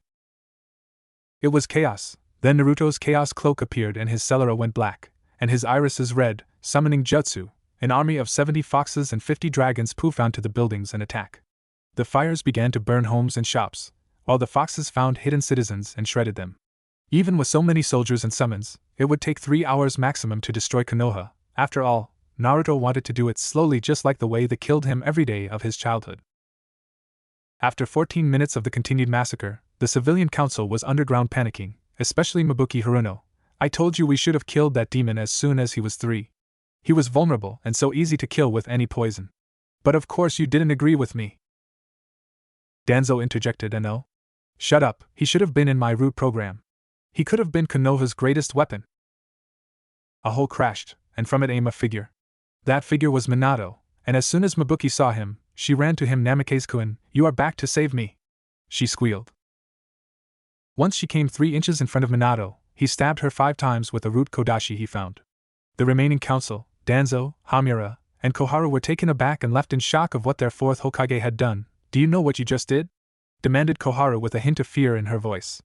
Minato just scoffed and replied, "Yes, I rid the world of a child abuser and am about to do the same to a bunch of corrupted bastards and bitches." Minato ran at them only to be stopped by his son, who suggested, "How about we do this together?" Minato grinned. Both grabbed a katana and dashed forward, Devil's Sink. They both spoke in perfect harmony as their victims were diced. All but Danzo, who jumped and shushened, which pissed Minato off. "Don't worry, Oto-san, we'll get him and Orochimaru." Minato nodded and asked Naruto something important. "You, Masami, and Kenshin have night packs, right?" Naruto nodded. "Well, you, Masami, Kenshin, Kushina, and I will destroy Konoha in our night forms." Naruto grinned intensely and sent 3 messenger foxes to tell High Sister, Mother, and Uncle where to meet up. Once they did, Minato released the blood seal on his palm to reveal a mask, and Kushina unsealed an ornate bow from a scroll. Both made their pact at the same time. Made his pact. "O Adalmia, shining sovereign, supreme light of the ancient skies, grant me your power. O Lithia, argent goddess and beacon in the ancient night, grant me your power." Minato put on his mask. Kushina shot an arrow of energy at the sky. Kenshin struck the dagger inside his gauntlet. Masami twirled her sword until the wings detached, and Naruto threw his belt, which attached to his waist. All of them yelled, "Verto!" Each member of the family had their own rune circle. Kenshin turned into his Wizel form with ornate white and blue armor, a blue cape, and a large sword and shield. Masami transformed into a female armored knight. She had some curves to her figure, a long lance with a blade at the end, and black wings. Minato's form was somewhat centurion-like Wizel. His armor was all gold. He carried a staff with a blade coming out of each end, and each shoulder piece had a cape that connected. Kushina turned into a female knight with metallic curves, punk and light purple armor, an ornate silver bow, and flowing white hair. And check my profile for the transformations and images. "Knights, attack!" Minato said in his ancient echo voice. Kushina was on top of buildings shooting energy arrows at buildings and villagers. Minato was using his heat powers to melt and disintegrate everything to ash. Masami created tendrils from darkness to strangle, along with slating and spearing. Kenshin and Naruto were both on the ground, unleashing their bladed fury upon Konoha. "Hey Oto-san, how is it like to be back as a knight?" Naruto asked his formerly dead father. Minato laughed and truthfully said, "Ha ha ha ha, I've actually only done my night form twice. Both in war, then I learned the dangers of others finding it out and stopped." He melted 5 building during his little info. Kushina spoke up, "But we still kicked major ass." Naruto laughed at his mother's comedic side, and his father's logical, "Well, enough talk, let's continue." "I couldn't agree more, Sochi," Kushina replied. The attack started at 3:30 p.m. and ended at 5:10 p.m. The greatest village in the shinobi was destroyed in less than 2 hours. In the end, only 2 relative things remained: the Hokage Mountain Monument and Sakura Haruno. And Sakura haters, prepare to watch her suffer even more. But kids below 16, do not read. I will not post her suffering right now though, because it is a rough draft. Soon, very soon. Naruto and Masami were sitting on the Hokage Monument gazing into the sunset. Naruto was looking more at HT damage that Konoha deserved, while Masami rested her head on her brother's shoulder. She was tired, he was tired, all of the invaders were tired, happy but tired. So what is next, Oniai-san? Naruto grinned and let out a small chuckle. "Oto-san and I will visit Danzo and Orochimaru in the Hidden Sound Village. I want to take care of some personal business and get revenge on Orochimaru for killing Gigi 3 years ago. In 2 days, it will be his death anniversary, and what is a better way than killing the person for the reason of his death?" "Okay, so what will you do tomorrow?" Masami inquired her twin, who simply replied, "Celebrate." Cheering. Food. Laughing. Games. Jokes. Stories. All of these could easily be found at Yuzushiyo's Festival of the Fallen, held in honor of the Uzumaki Namikaze family. Sand, mist, and cloud villagers and shinobi all came to attend the festival.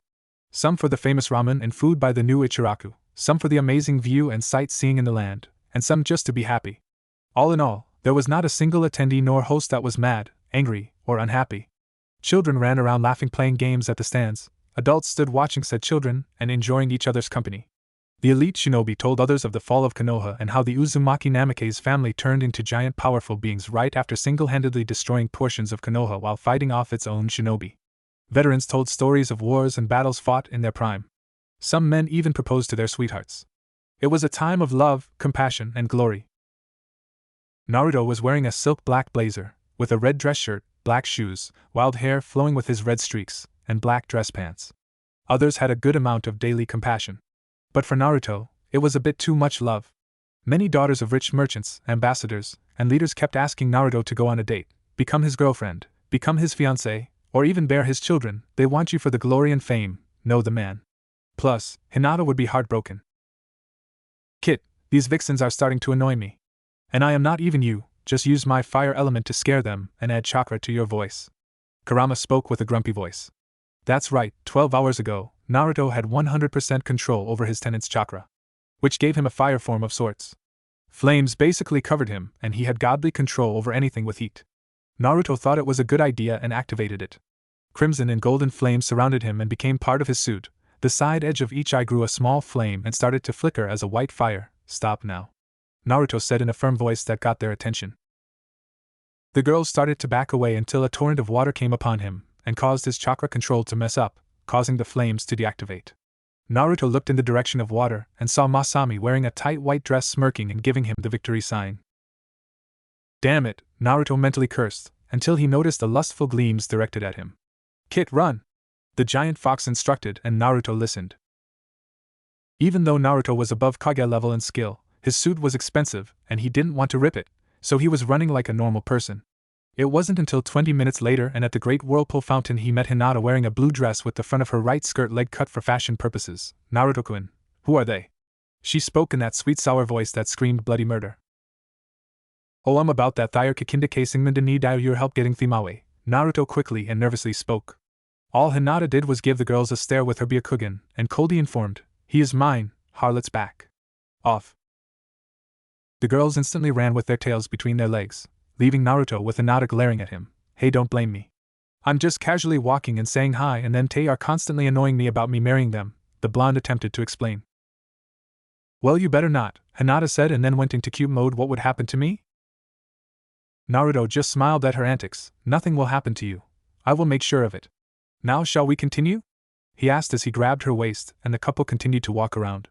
After shaking 68 hands, the couple went to sit at a nearby cafe. Hinata ordered the pumpkin spice and Naruto ordered a cafe mocha.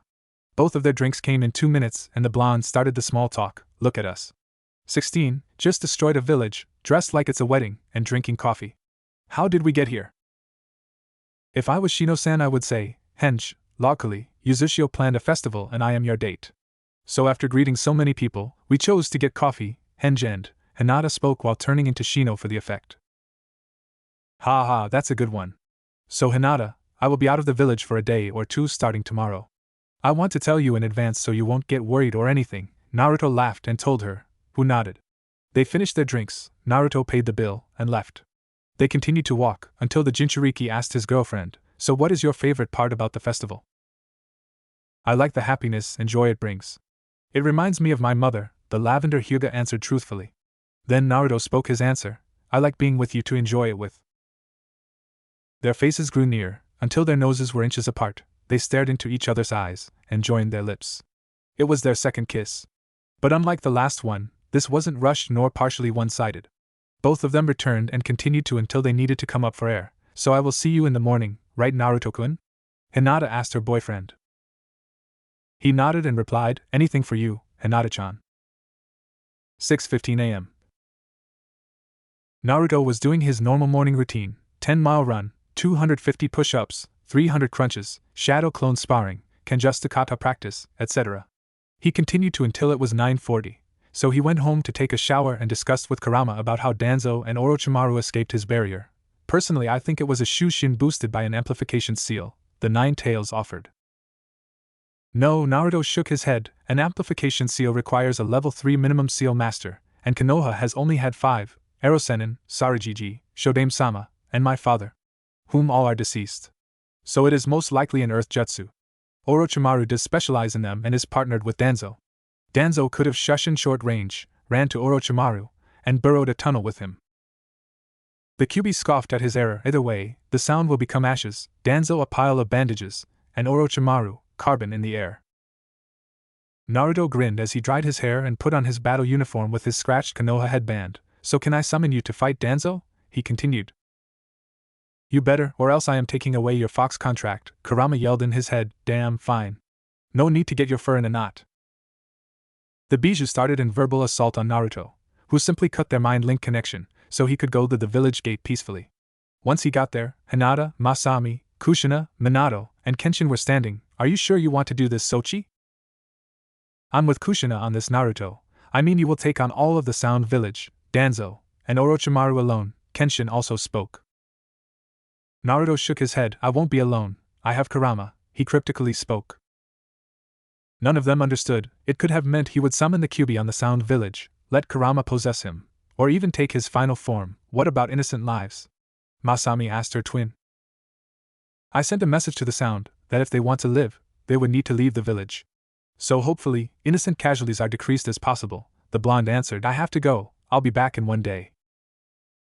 Masami hugged Naruto and gave him a kiss on his forehead. Hinata gave him a passionate kiss on his lips and told him, you better be back in a day.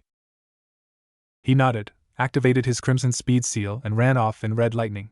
Little did Naruto know, he reached past Mach 2 in 16 seconds. Kit, calm down a bit. You might accidentally time travel, the fox warned him. Naruto heeded the alert and continued until he saw the Sound Village's gates 2 kilometers with his keen vision. Instead of decreasing his speed and stopping, he rushed forward, increasing, lightning style, starburst bullet. White chakra and red lightning emitted from Naruto's body as he crashed through the 1.5-foot gate, causing the metal to melt and shape an outline of his body. Hello. H simply spoke as Shinobi rushed at him. He unsealed Demon's Bane, grabbed a Kodashi and put said Kodashi in his mouth. His attackers were a bit hesitant of his sword style, but continued their attempted assault. As one tried to stab the Jinchuriki, Naruto flip-kicked him so he fell face first onto the ground. Once he was flat, Naruto landed on Shi hands, except it was his katana that pierced the enemy Shinobi's body. The second was foolish enough to engage Kenjutsu. Naruto sliced his arms off, buried his katanas in the Sound Chunin's feet, anchoring him and reducing his mobility completely. Once immobile, Naruto spiral spun and whipped his head at him. This caused the Kodashi in his mouth to dig deep into the Chunin's throat. To make it worse, the blonde jerked his head the opposite way. That single movement lacerated his throat, blood poured from all over upper face. Check my profile for a vivid image of his face during this. What the hell are you? A Jonin yelled as he saw his comrade's throat be ripped open for blood to spray out like a gusher. Naruto spit out the Kodashi and answered, someone who has had enough. Wind style, great breakthrough.